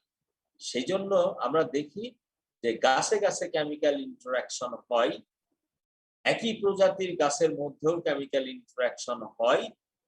সবসময় উদ্দেশ্য থাকে যে কম্পিটিশন অ্যাভয়েড করা। গাছে গাছে যে কেমিক্যাল ইন্টারঅ্যাকশনটা হয় তাকেই বলা হয়েছে অ্যালোপ্যাথি।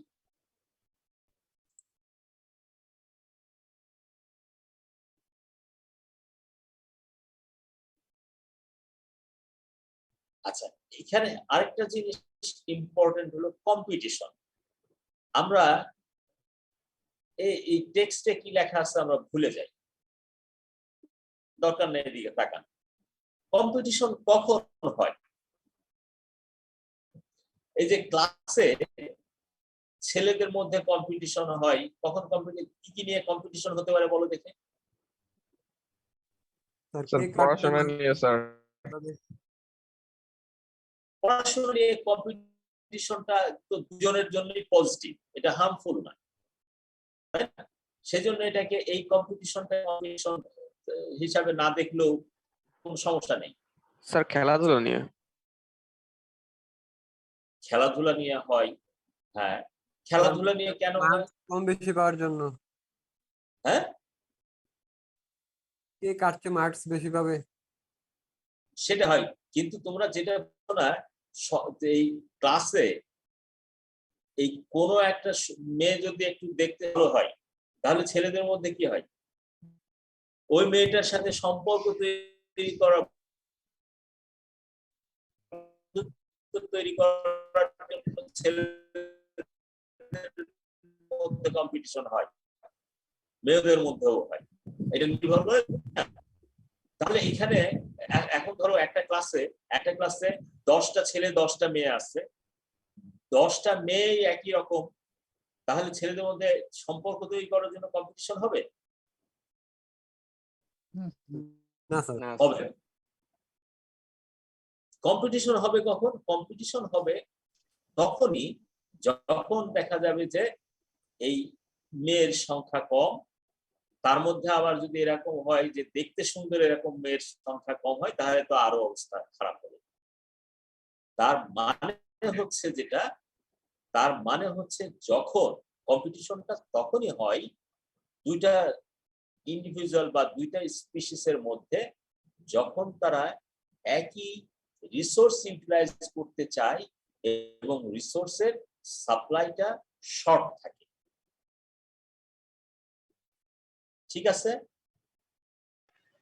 জি স্যার। রিসোর্সের সাপ্লাইটা শর্ট থাকতে হবে, এটা মাথায় রাখতে হবে, এবং দুইটা স্পিসিস একই রিসোর্স ইউটিলাইজ করতে চাবে। কখনো কখনো রিসোর্স শর্ট না থাকলেও কম্পিটিশন হতে পারে। সেটা কিভাবে হয়? সেটার একটা প্রকৃষ্ট উদাহরণ হলো এই লাঞ্চের সময় সবাই যখন ক্যান্টিনে খেতে যায়, সেটার একটা উদাহরণ। যে ওখানে ক্যান্টিনে আমাদের বাজারে কি চাল ডালের অভাব আছে? ক্যান্টিনে কি চালের কম থাকে? না স্যার, কিন্তু ওই সময় সবাই খেতে যায় একসাথে স্যার, কারণ ওই সময়টা মানে ব্রেক পিরিয়ড থাকে আর কি। রাইট। তো সেই সময় অনেক সময় হতে এরকম হয় হয়তো বা যে ভাত শেষ হয়ে গেছে, একটু অপেক্ষা করেন, ভাত রান্না হচ্ছে, তাই না? এটা তো হয়।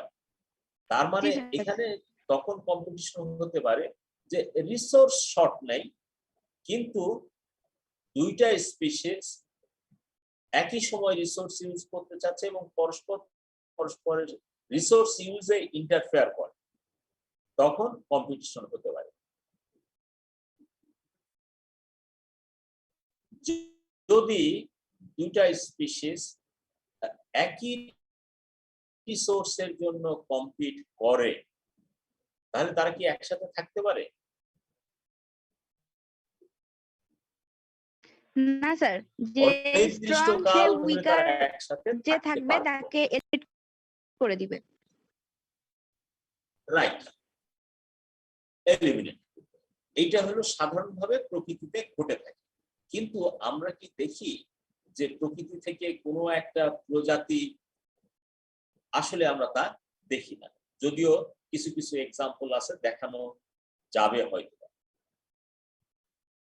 এক্সাম্পল দিতে গেলে আমার সিংহ আর বাঘের কথাই বলতে হয়।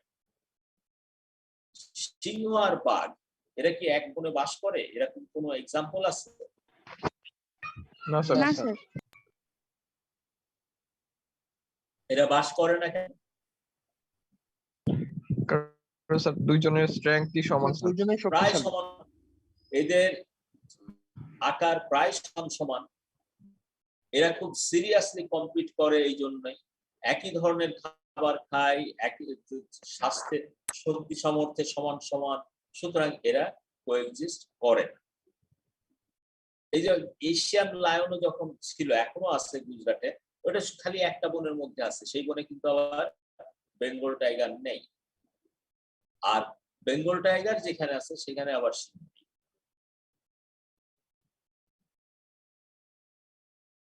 কিন্তু এইটা আমরা দেখলাম যে এরা কোএক্সিস্ট করছে না।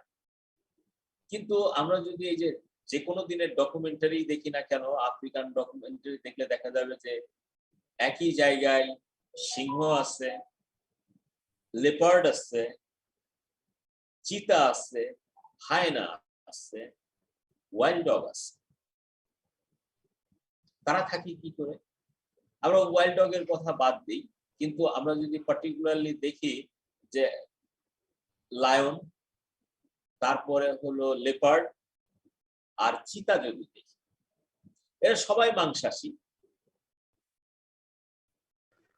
কিন্তু স্যার, এরা এদের কোএক্সিস্ট করে। খাবার গ্রহণের ধরন আর খাবার গ্রহণের সময় আলাদা, তাই এরা কোএক্সিস্ট করতে পারে।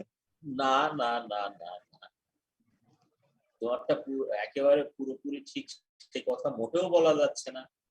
কারণ হলো এদের সবাইকেই দেখো, লায়ন তার দিনের বেলা কি খেতে আপত্তি আছে কখনো?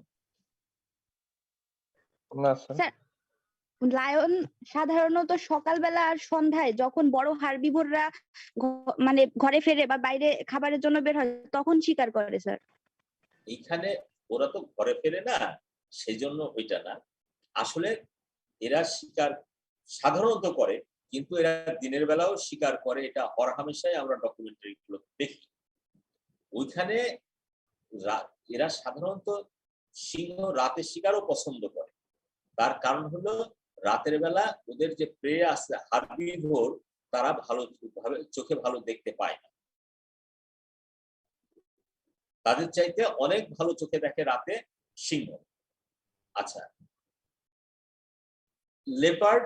লেপার্ড কিন্তু অপরচুনিস্টিক, সে রাতে দিনে দুই সময়ই একইভাবে হান্টিং করে সুযোগ মতো। এরা কেউই দিনের বেলা খাবার পেলে বলে না যে আমি খাবো না, আমি রাতে খাবো, কেউ বলে না। এরা সবাই দেখা যায় যে এই কমপ্লিট করার কথা, কিন্তু তারপরেও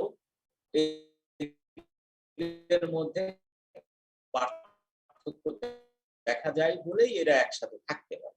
পার্থক্যগুলো যেমন, পার্থক্য যে সিংহকে সাধারণত কি ধরনের অ্যানিমাল মারতে দেখো টিভিতে? এরা মোষ মারে, জেব্রা মারে, হোয়াইট মারে, হাতি, রাইনো, তারপরে হিপো, এগুলো মেরে থাকে কখনো কখনো। হ্যাঁ, এটা হলো এরা বড় প্রাণীগুলা শিকার করে। সেই জায়গায় তোমরা কখনোই লেপার্ডকে দেখবে না যে একটা বাফেলোকে টার্গেট করেছে, কখনো দেখবে না এটা। হাতি, হাতি, তারপর বাফেলো বা হিপো, জিরাফ, এদের কথা তো দূরে থাকে। সে টার্গেট করবে মডারেট সাইজের হরিণ জাতীয় প্রাণী বা ওয়াইল্ড বেস্ট, যেগুলো যদি কখনো, তাহলে বাচ্চাদেরকে টার্গেট করবে, তাও সম্ভব। আর আরেকটা চিতা সাধারণত টার্গেট হলো আরো ছোট প্রাণী, যেমন টমসন গ্যাজেল, এই জাতীয় প্রাণীকে সে টার্গেট। তাহলে আমরা এখানে গ্রসলি যেটা দেখবো যে এরা পরস্পর একসাথে বাস করতে পারছে কেন? হার্বিভোরদের উপর নির্ভরশীল, কিন্তু এদের আকার আকৃতি সামর্থ্য অনুযায়ী এরা বিভিন্ন প্রাণীকে শিকার করছে, যার ফলে একই পরিবেশে এরা থাকতে পারছে, যদিও এরা কম্পিটিশন করে রিসোর্সের জন্য পরস্পরের মধ্যে। তাহলে এখানে আমরা এদের মধ্যে একটা পার্থক্য দেখছি। আবার এই যে বাঘ আর সিংহের কথা বলছিলাম, পরস্পর পরস্পরকে এড়িয়ে চলে। ইন্ডিয়াতে দেখলে দেখা যাবে যে শুধু ওই একটা জায়গায় আছে গুজরাটে, আর সেখানে বাঘ নাই, আর অন্য সব জায়গায় বাঘ আছে, সেখানে সিংহ নেই। তার মানে এরা পরস্পর পরস্পরকে এড়িয়ে চলছে। এই যে একটা ইকোসিস্টেমে অ্যানিমাল গুলোর প্রেডেটরদের যে বিহেভিয়ারাল যে ফাংশনাল রোল, এই ফাংশনাল রোল ভিন্ন হওয়ার কারণেই তারা পরস্পর এক জায়গায় বসবাস করতে পারে। এখানে মাঝখানে একটা জিনিস বলে রাখি, চিতা কিন্তু কখনোই রাতে হান্টিং করে না, কখনোই না। সে হান্টিং করে না রাতে এই জন্যেই যে রাতের বেলা হান্টিং করলে রাতের বেলা সাভানা এরিয়ার সব বড় প্রেডেটরে বিচরণ ক্ষেত্র হয়ে যায়। তখন চিতা যদি হান্টিং করতেও পারে, তাহলেও সেই খাবার অবশ্যই বড়রা কেড়ে নেবে। এই জন্য সে সেখানে দিনের বেলা হান্টিং করে, যখন বড়রা সাধারণত বিশ্রামে থাকে।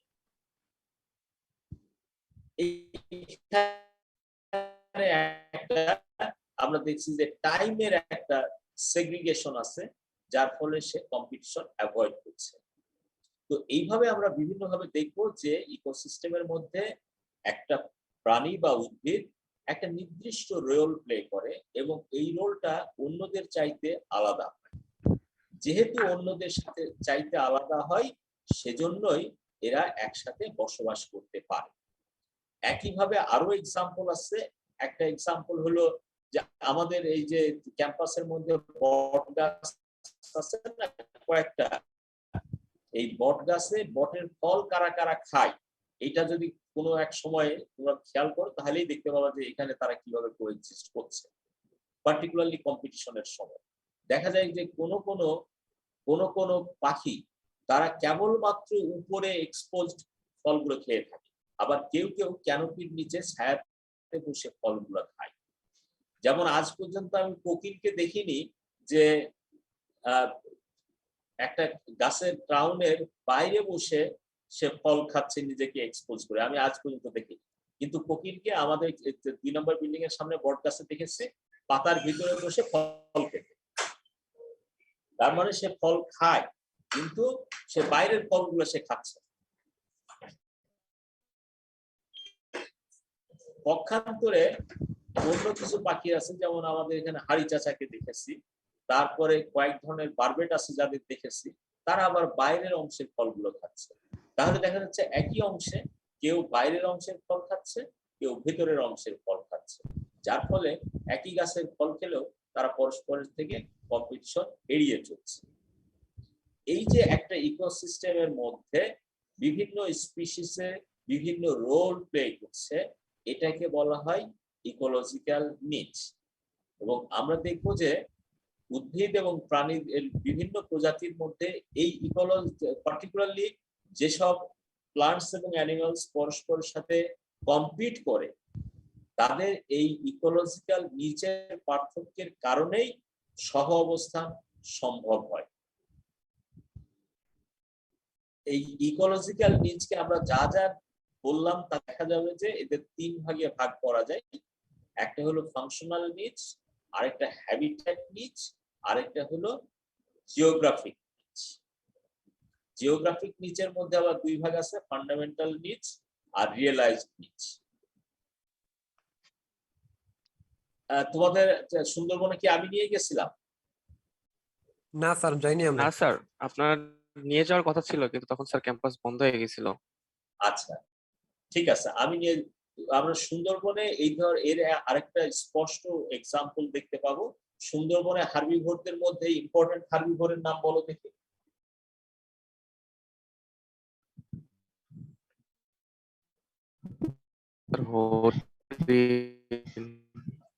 স্যার হরিণ স্যার। হ্যাঁ, ইম্পর্টেন্ট হার্বিভোর যেটা দেখা যায় হরিণ, আর আরেকটা হলো শুকর। এই এরা দুইজনেই তৃণভোজী বেশি। In most of the cases এরা দুইজনেই তৃণভোজী এবং একই গাছ, উপরের অংশ ঘাসের আর শুয়োরে খায় হলো শিকড়ের অংশ। তার জন্য কোনো জায়গায় শুয়োর আছে কিনা বা শুয়োর সেখানে গেছে কিনা এটা বোঝা যাবে যে মাটি খোঁড়া থাকে। তাহলে দেখা যাচ্ছে একই ঘাস খাচ্ছে, কেউ উপরের অংশ খাচ্ছে, কেউ নিচের অংশ খাচ্ছে, যার ফলে দুইজন হার্বিভোর হওয়া সত্ত্বেও কম্পিটিশনটা অ্যাভয়েড করছে। তাহলে এখানেও আমরা দেখছি যে ফাংশনাল নিচের পার্থক্যের কারণেই এই দুইটা প্রাণী একই সাথে বসবাস করতে পারছে। হ্যাবিট্যাট নিচ, হ্যাবিট্যাটটা আসলে মাইক্রো হ্যাবিট্যাট। আমরা দেখি যে একটা জায়গাতে, যে কোনো জায়গাতে, যেমন আমরা যদি একটা গাছের ক্রাউনের কথাও বলি, এর বাইরের হ্যাবিট্যাট আর ভিতরের হ্যাবিট্যাট এক।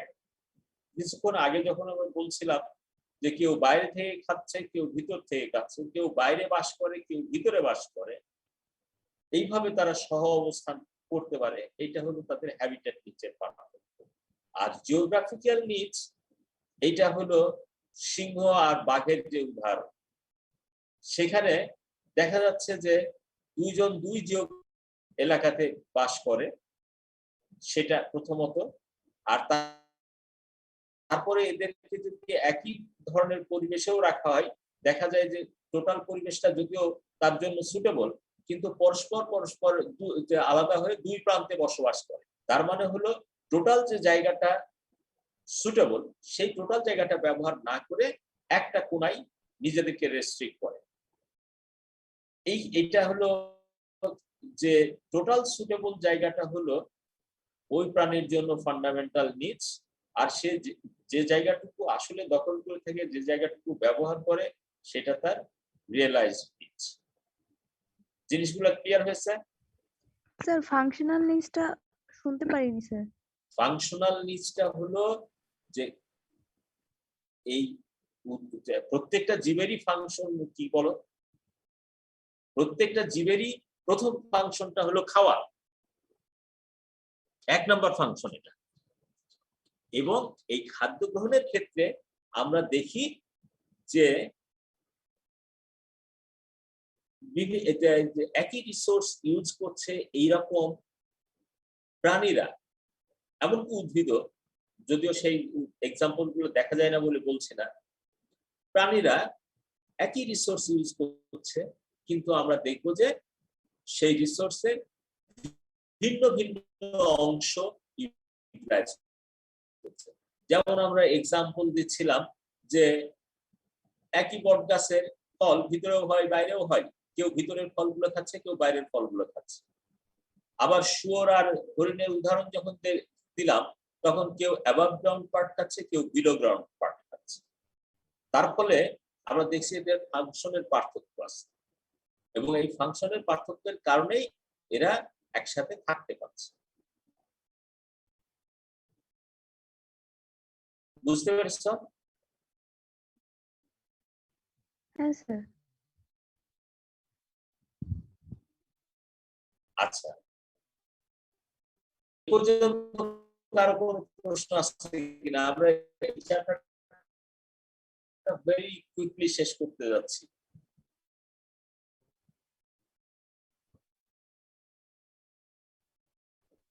কিছু কিছু ক্ষেত্রে দেখা যায় যে একটা গাছের উপর অন্য একটা পর গাছ জন্মায়, সেখানে ফিজিক্যাল এক্সপ্লয়টেশনও ঘটে, এবং সেখানে দেখা যায় যার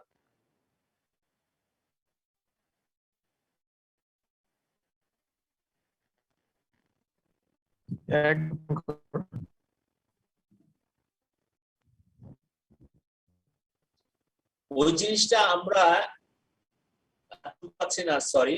ওই জিনিস তুমি যেটা শুনতে একটুখানি শুনেছি, যার ফলে আমি ধারণা করছি যে আমি তোমার পয়েন্টটা বুঝতে পারছি। ওইটা আমরা এই একটা গাছ আরেকটা গাছের উপরে হচ্ছে, এটা কিন্তু আমরা দেখি ইন্টারঅ্যাকশন বা প্যারাসাইটিক ইন্টারঅ্যাকশনের মধ্যে আমরা এই জিনিসটা আলোচনা করেছি। আচ্ছা, community ecology and forest management, এই দুইটা রিলেশনশিপ দেখলে দেখা যাবে যে কমিউনিটি ইকোলজিটাকে আমরা ফরেস্ট্রিতে দীর্ঘদিন ইগনোর করেছি। তার অর্থ হলো আমরা ফরেস্টের মধ্যে আমাদের ডিজায়ার্ড ট্রিজ ছাড়া অন্য ট্রিজ এবং অ্যানিমালের গুরুত্ব দিই, কিন্তু যে কোনো পরিবেশে একটা গাছ, একটা প্রাণী, এমনকি একটা পরিবারে একটা শিশু যে বড় হয়, এই বড় হওয়াটা তার পরিবেশের অন্যান্য যে লিভিং অর্গানিজম গুলো আছে তাদের কন্ট্রিবিউশন, তাদের সাথে মিথস্ক্রিয়ার ফল। যেমন ধরো, আমরা কোনো ভালো ছেলে বা মেয়েকে দেখলে কি বলি, তার পরিবার সম্বন্ধে কি মন্তব্য করি?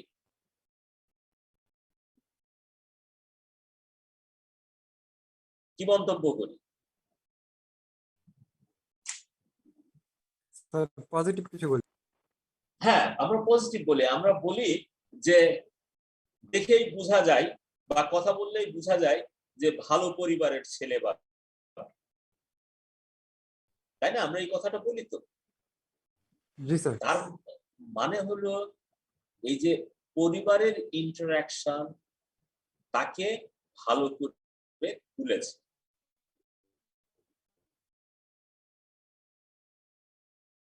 উল্টো দিক দিয়েও আমরা অনেক সময় বলি যে খারাপ কিছু দেখলে আমরা বলি দেখতে হবে না কোন ফ্যামিলি থেকে আসছে। বলে তোমরা ক্লাসের মধ্যে, জানি যে তোমরা সকলে ক্লাসের মধ্যে একটা গ্রামের ছেলে বা মেয়ে তাকে দেখে বুঝতে পারো যে সে কোথা থেকে আসছে, গ্রাম থেকে আসছে না শহর থেকে আসছে, এটা বুঝতে পারো? না স্যার। এটা বোঝা যায়। বোঝা যায় কেন? হ্যাঁ বলো। স্যার কথাটা ক্লিয়ারলি বুঝতে পারিনি। স্যার তার কথাবার্তা, তার স্যার আউটার লুক দেখে বোঝা যায়। ইন্টারাপশন হচ্ছে, ব্যাপক ইন্টারাপশন হচ্ছে। আমি নিজেও ফিল করছি, আমি শুনতে পাচ্ছি না, অনেক সময় তোমাদের কথা কেটে যাচ্ছে, থেমে যাচ্ছে। আমি যেটা বলছিলাম যে তোমাদের ক্লাসে ধরো একটা ছেলে বা মেয়ে গ্রাম থেকে আসলে তাকে কি তোমরা শুরুতেই চিন্তা করো, শুরুতেই বুঝতে পেরেছিলে যে গ্রাম থেকে এসছে? না স্যার। এটা বোঝোনি? তার সাথে কথা বলার পর বোঝোনি? কথা বলার পর বোঝা গেছে। সবাইকে বোঝা না গেলেও সবাইকে বোঝা না গেলেও স্যার অনেককে বোঝা যায়। বেশিরভাগই বোঝা যাবে। এমনকি তার পোশাক আশাক থেকে শুরু করে তার কথা বললে তো কথাই নাই, বোঝা যাবে। এই যে এটা তার দোষ না, এটা দোষ না, বরং এটা রিফ্লেক্ট করে এটাই যে পরিবেশ আমাদেরকে কিভাবে গড়ে তোলে। তার মানে হলো যে আমরা including all other plants and animals, তারা তাদের পরিবেশের মধ্যে যে পারস্পরিক ক্রিয়া প্রতিক্রিয়া আছে তারই আউটকাম। আমরা একটা গাছকে যখন সে খুব ভালো গ্রোথ হতে দেখি একটা গাছে, তখন আমাদেরকে এটা অবশ্যই মাথায় নিতে হবে যে এই গাছের ভালো গ্রোথ হওয়াটা এটা তার পরিবেশের অন্যান্য উপাদানেরই অবদান। এটা যখন আমরা ধরে নেব, তখন আমরা শুধু ওই একটা গাছের গুণাগুণের দিকে ফোকাস না করে তখন তার বড় হওয়ার পিছনে অন্যান্য বিভিন্ন উপাদানের কন্ট্রিবিউশন কি, including other plants and animals, সেটা আমরা দেখার চেষ্টা করব এবং সেটাই আসলে ইম্পর্টেন্ট। এবং তখনই আমরা দেখব যে আমাদেরকে ওই গাছটা ছাড়াও আশপাশে অন্য প্রাণী উদ্ভিদ সম্বন্ধে জানতে হচ্ছে। এবং এই জানাটা যখন আমরা আমাদের কাজে প্রয়োগ করতে পারবো, তখনই আমরা দেখব যে ওই গাছটা থেকে আমরা কন্টিনিউ গুড গ্রোথ পেতে থাকি। এর ভালো একটা এক্সাম্পল হলো যে তোমরা নর্মাল ফরেস্ট পড়েছে, এই ধারণাটা পড়েছিলে যখন ফরেস্ট ম্যানেজমেন্ট পড়েছে। নর্মাল ফরেস্ট ধারণাতে ছিল এরকম যে প্রথমত আমরা প্রত্যেক বছরই একই পরিমাণ টিম্বার প্রডিউস করতে চাই। কিভাবে করণীয়? প্রত্যেক বছর একই পরিমাণ জায়গা হারভেস্ট করব এবং রিজেনারেট করব, তাহলে আমরা অনির্দিষ্ট কাল ব্যাপী একই ধরনের প্রোডাকশন পেতে থাকবো। এটাই ছিল ধারণা। তার মানে আমরা ধারণা করেছিলাম মাটি থাকলেই হলো, গাছ পুতলেই গাছ হবে। পরবর্তীতে দেখা গেছে যে তা হয় না। ইনফ্যাক্ট প্র্যাকটিক্যালি যেটা হয়েছে, প্রত্যেকটা রোটেশনেই আগের রোটেশনের চাইতে উৎপাদন কমেছে। কেন কমেছে খুঁজতে যায় দেখা গেল আসলে এখানে মাটির উর্বরা শক্তি ক্ষয় হয়েছে। উর্বরা শক্তি ক্ষয় হওয়ার কারণ হলো এই ইকোসিস্টেমে যেসব ক্রিয়া প্রতিক্রিয়া গুলো চলে, প্রসেস গুলো চলে, যা ফরেস্টের ফার্টিলিটি মেনটেন করে, সেই জিনিসটাকে আমরা ইগনোর করছি, যার ফলে প্রোডাক্টিভিটি কমেছে। এখন আমরা যদি ওই প্রোডাক্টিভিটি মেনটেন করতে চাই, সাস্টেইন করতে চাই, তাহলে আমরা এখন জানি যে আমাদের ইকোলজিক্যাল প্রসেস গুলো সম্বন্ধে আমাদের জ্ঞান থাকতে হবে। এই প্রসেস সম্বন্ধে জ্ঞান থাকতে হলে এই প্রসেসের সাথে সংশ্লিষ্ট সকল অর্গানিজম সম্বন্ধে আমাদের জ্ঞান থাকতে হবে। আমরা যদি এই সকল অর্গানিজমের রোলটাকে রাইটলি ইভ্যালুয়েট করতে না পারি, তাহলে আমাদের টার্গেট অ্যাচিভ হবে। এখানে একটা নিচে এক্সাম্পল দেওয়া আছে, এই এক্সাম্পলটা আমরা দেখেছিলাম, ছাত্র লাগানো হয়েছিল। কারণ হলো পাইন আমরা ইম্পোর্ট করি কেমিক্যাল পাল্প হিসাবে।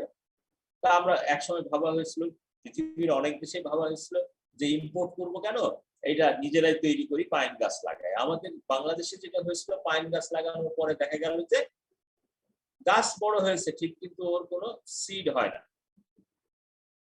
তারপর খুঁজতে খুঁজতে দেখা গেল যে এই গাছের ভালো গ্রোথের জন্য এবং সিড প্রোডাকশনের জন্য ইম্পর্টেন্ট হলো একটা বিশেষ মাইক্রোরাইজাল অ্যাসোসিয়েশন, একটা বিশেষ ধরনের ফাঙ্গাস, যেটা এর ন্যাচারাল হ্যাবিটেটে হয়। পরবর্তীতে সেই ফাঙ্গাস সহ মাটি নিয়ে এসে এই মাটির সাথে মিক্স করে, দ্যাট ইজ ফাঙ্গাসটাকে ইনোকুলেট করে যখন গাছ লাগানো হলো, তখন দেখা গেল এর সিড হচ্ছে। তার মানে এর টোটাল গ্রোথের জন্য ওই ফাঙ্গাসের কন্ট্রিবিউশনটা ভেরি ইম্পর্টেন্ট, যদিও সেটা ইনভিজিবল।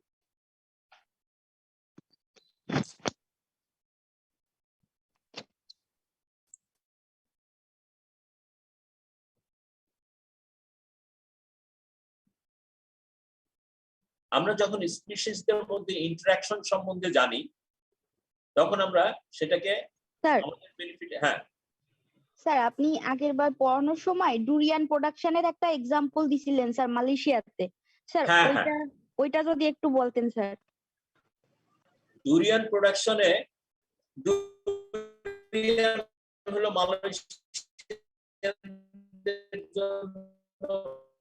মালয়েশিয়ান, শুধু মালয়েশিয়া, ইন্দোনেশিয়া, আরো কয়েকটা খুবই জনপ্রিয় ফল। বাংলাদেশেও ডুরিয়ান পাওয়া যায়, ঢাকায় ইম্পোর্ট হয়, এটা এত হাইলি ভ্যালু। কিন্তু ডুরিয়ান ফল প্রোডাকশনের সাথে সম্পর্ক রয়ে গেছে হলো এটা পলিনেটেড হয় বাই ব্যাট। এইটার পলিনেশন হয় বাদুর দিয়ে, বিশেষ ধরনের বাদুর। এক সময় এটা দেখা গিয়েছিল যে তখন এই বাদুরের ভূমিকাটা মানুষের জানা ছিল না, এবং একটা জায়গায় গাছ কাটা হচ্ছিল, মানে ক্লিয়ার ফেলিং হচ্ছিল, যেখানে ব্যাটের কলোনি ছিল। সো ব্যাট ওখান থেকে সরে যায়। পরে দেখা গেল ওই জায়গায় ডুরিয়ানের প্রোডাকশন কমে গেছে, ওর আশেপাশে ডুরিয়ান বাগানে ডুরিয়ান প্রোডাকশন কমে গেছে। কারণ খুঁজতে খুঁজতে বের হলো যে বাদুর নেই, তাই ডুরিয়ানের পলিনেশন হচ্ছে না, তাই ডুরিয়ানের প্রোডাকশন কমে গেছে। ওদের দেশে ডুরিয়ান প্রোডাকশন কমে যাওয়া মালয়েশিয়াতে এটা একটা মেজর ইকোনমিক কনসার্ন। আচ্ছা, আবার দেখো আমরা কিভাবে ব্যবহার করছি এই যে প্লান্ট অ্যানিমাল ইন্টারাকশনটা। আমাদের দেশে এখন এই যে বি কালচার হচ্ছে, মৌ পালন হচ্ছে। মৌ পালন সাথে হলো আমাদের দেশে বিভিন্ন ধরনের, যেমন সরিষার ক্ষেত্রে ইম্পর্টেন্ট। আমরা জানি যে সরিষার প্রোডাক্টিভিটি বাড়ানোর জন্য সরিষার সিডে অয়েল কন্টেন্ট বাড়ানোর জন্য এর গুড পলিনেশন দরকার। জানি মৌমাছি সরিষার ক্ষেতের পাশে মৌ চাষ করছি, এখানে আমরা দেখছি যে সরিষা বেনিফিটেড হচ্ছে, মৌমাছি বেনিফিটেড হচ্ছে, আর সর্বোপরি বেনিফিটেড হচ্ছে আমরা। সরিষার উৎপাদন বাড়ছে, আমরা মধুও পাচ্ছি। তাহলে এই জ্ঞানটা যদি আমাদের না থাকতো যে মৌমাছি হলো সরিষার পলিনেটর, মৌমাছিতে পলিনেটেড হলে সরিষার উৎপাদন বাড়ে, এটা যদি আমরা না জানতাম তাহলে এই যে বেনিফিশিয়াল ইউজ আমরা করছি তার এটা ব্যবহার করতে পারতাম। সেই জন্য আমাদের দরকার হলো যেমন সরিষাকে জানা দরকার, একইভাবে মৌমাছিকেও জানা। যখন আমরা এটা জানি তখনই আমরা আমাদের বেনিফিটে ব্যবহার করতে পারি। ফরেস্ট্রিতে একটা টিপিক্যাল প্রবলেম আছে, তোমরা হয়তো শুনে থাকার কথা। গামার গাছে একটা সমস্যা হয়, একটা পরগাছা জন্মায়, লোরান্থাস জন্মায়। এটা জানো? না স্যার। গামার গাছে আমাদের দেশে এই একটা মেজর প্রবলেম আছে, গামা প্লান্টেশন যার জন্য করতে লোকজন উৎসাহী হয় না, প্লান্টেশন করতে হয় না। গামার গাছে পরগাছাটা হয়। এই পরগাছা কন্ট্রোল করার জন্য কাকে কন্ট্রোল করতে হয় ধারণা করতে পারো? পরগাছাটা হলে গাছ বেশি দিন বাঁচে না, কারণ এটা প্যারাসাইটিক প্লান্ট। পাখিকে কন্ট্রোল করতে হয়, কারণ পাখি এই লোরান্থাসের সিড ছড়ায়। পাখি কিভাবে কন্ট্রোল করবে? পাখি কি সব ধরে মারা যাবে না? গাছকে আমরা ফরেস্টে দুইটার একটাও সম্ভব না। সেই জন্য খুঁজতে হয়েছিল এই পাখি। যখন গামার গাছে যখন পাতা টাতা থাকে না, যখন গামারে এসে বসার কোনো কারণ নাই, তখন পাখি কি খায়? এর হোস্ট প্লান্ট খুঁজে পাওয়া গিয়েছিল কিছু স্মল প্লান্ট যেখানে হয়। এখন সেই জন্য যেখানে পাখি বাসা করে, যেখানে থাকে, মানে অল্টারনেটিভ হ্যাবিটেট তার, তখন দেখা গেল যে যদি আমরা গামারের লোরান্থাস কন্ট্রোল করতে চাই তাহলে যেসব জায়গায় ওই পাখিগুলো থাকে, যেসব গাছ অন্য যেসব গাছের ফলটল খায়, তাদেরকে এলিমিনেট করতে হবে। সো এই যে আমরা যদি এই প্যারাসাইটিক প্লান্টার বিস্তার পাখি দিয়ে হচ্ছে এটা যদি না জানতাম, সেই পাখির অল্টারনেটিভ হোস্ট কোথায় সেটা যদি না জানতাম, তাহলে কি আমরা এটা ম্যানেজ করতে পারতাম? সম্ভব ছিল। সো আমরা দেখছি যে যখন আমরা এই বিভিন্ন প্লান্টস এবং অ্যানিমালস এবং তাদের মধ্যে ইকোলজিক্যাল প্রসেসে তাদের রোল সম্বন্ধে জানতে পারি, তখন এটা আমরা আমাদের স্বার্থে ব্যবহার করতে পারি। এবং আমাদের স্বার্থে ব্যবহার করার জন্যই এদেরকে জানা আমাদের জন্য দরকার। তারপরে অনেক সময় আমরা বায়োলজিক্যাল কন্ট্রোলের কথা ভাবি বিভিন্ন জিনিসের। বায়োলজিক্যাল কন্ট্রোল, প্যারাসাইট কন্ট্রোলের ক্ষেত্রে এটা তোমরা জানো যে আজকাল এই যে অনেক জায়গায় বলা হচ্ছে বায়োলজিক্যাল কন্ট্রোল কি হয়, যে ফসলের ক্ষেত্রে বিশেষ করে সবজি খেতে এই পোকামাকড় দমনের জন্য পাখির ব্যবহারের কথা আসছে, বিভিন্ন বায়ো ইনসেক্টিসাইড ব্যবহারের কথা আসছে। এইগুলো কেন আসছে? এগুলো আসছে এই কারণেই যে এদের ভূমিকাগুলো আমরা জানতে পারছি। এটা না জানলে মারাত্মক ক্ষতি কখনো কখনো হতে পারে। যেমন আমার নিজের এক্সাম্পল হলো, আমি যখন ফরেস্ট রিসার্চ ইনস্টিটিউটে চাকরি করি তখন একবার আমরা একটা নার্সারি করেছিলাম কেওড়া এবং বাইরে। এক সময় দেখা গেল ওখানে ব্যাপক হারে ডিফোলিয়েটরের ইনফেস্টেশন হয়েছে। তো সেই সময় আউট অফ কিউরিওসিটি একটা অংশে গাছ বাঁচাইতে হবে, একটা অংশে আমি বিষ দিয়েছি, আরেকটা অংশে বিষ দিই। কিছুদিন পরে দেখা গেল যে আমি যেখানে বিষ দিয়েছি আর যেখানে বিষ দিইনি দুটার মধ্যে প্র্যাকটিক্যালি তেমন কোনো পার্থক্য নেই। এই না থাকার কারণ হলো যে কিছুদিন পরে আমরা দেখলাম ওখান থেকে কিছু পিউপা আমি কালেক্ট করে নিয়ে আসছিলাম। দেখা গেল যে পিউপা থেকে যখন অ্যাডাল্ট বের হলো, সেই অ্যাডাল্টটা আর ওই একই প্রজাতি না। ওখানে যেটা ঘটেছিল যে লার্ভার গায়ে বোলতা জাতীয় একটা ছোট পতঙ্গ তার গায়ে ডিম পেড়েছে।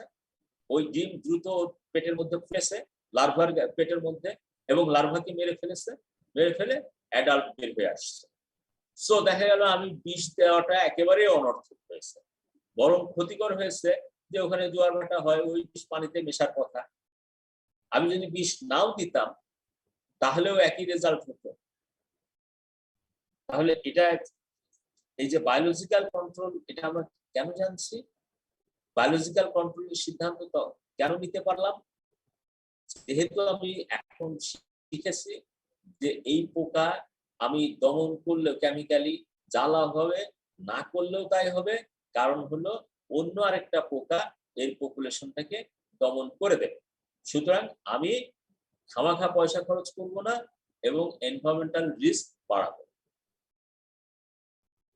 এই ডিসিশনটা আমি নিতে পারি তখনই যদি আমরা এই বিভিন্ন প্লান্ট, ইনসেক্ট এদের মধ্যে ইন্টারঅ্যাকশন গুলো আমরা বুঝতে পারি। আচ্ছা, এটা দিয়ে আমরা এই চ্যাপ্টারটা শেষ করছি। তোমাদের কালকে তো ব্যস্ততা নেই, কালকে আমার একটু ক্লাস নিতে হবে, কারণ আজকে আমার একটু ব্যস্ততা আছে, আমি একটু পরেই বের হয়ে যাব, যার জন্য সাকসেশনটা আজকে কাজ করতে পারবো না। আর কালকে তোমাদের একটা ক্লাস টেস্টও আমি নিতে চাই। কালকে কয়টার সময় নেওয়া যাবে এটা? স্যার ক্লাস টেস্টটা কি টাইপের নিতে চান? হ্যাঁ হ্যাঁ স্যার ক্লাস টেস্টটা কি টাইপের হবে স্যার? এটা ক্লাস টেস্টে কোনো বড় কোশ্চেন আনসার করতে হবে না, ছোট ছোট জিনিস আনসার করবে। এবং আমরা এটা কি ভাইভা টাইপের নেবেন নাকি এমসিকিউ টাইপের সেটা জিজ্ঞেস? কোনটা কোনটা? স্যার ক্লাস টেস্ট যে নেবেন ওটা কি ভাইভা হবে নাকি এমসিকিউ? এটা ভাইভা হবে না।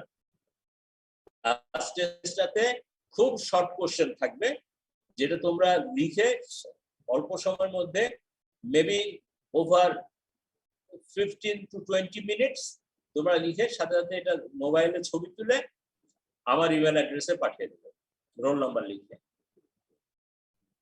ঠিক আছে? এটা কি স্যার পপুলেশন আর কমিউনিটি ইকোলজির উপর হবে না?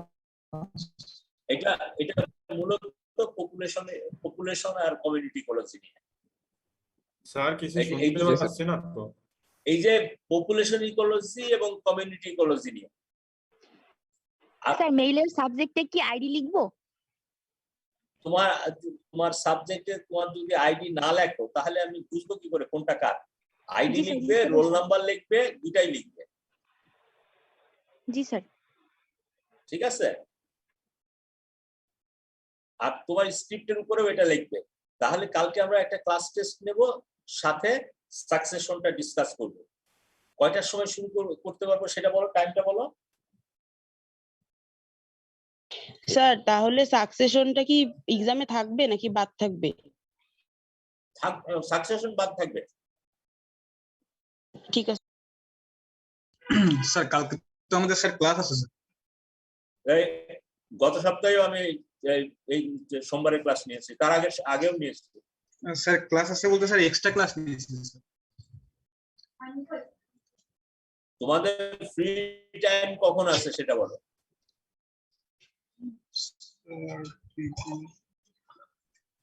স্যার মঙ্গলবার স্যার। হ্যাঁ হ্যাঁ স্যার মঙ্গলবারে কখন ফ্রি টাইম আছে? স্যার 10টার পর থেকে। না, মঙ্গলবারে 11টা 25-এ আমার ক্লাস আছে হলো মাস্টার্স এর সাথে মঙ্গলবারে। কালকে তোমাদের দিনে রাতে যে কোনো, আমার বাসায় ইন্টারনেট আছে, সমস্যা নাই, দিনে রাতে যে কোনো সময় কখন তোমাদের ফ্রি টাইম আছে যখন আমরা করতে পারি সেটা বলো। স্যার তাহলে কালকে 10টা 25 থেকে 12টা পর্যন্ত টাইম আছে। ঠিক আছে, 10টা 25 থেকে 12টা পর্যন্ত কালকে। ওকে ওকে, থ্যাংক ইউ ভেরি মাচ। আমি এখন শেষ করছি, আমার বাইরে যেতে হবে। আসসালামু আলাইকুম স্যার। ওয়ালাইকুম আসসালাম।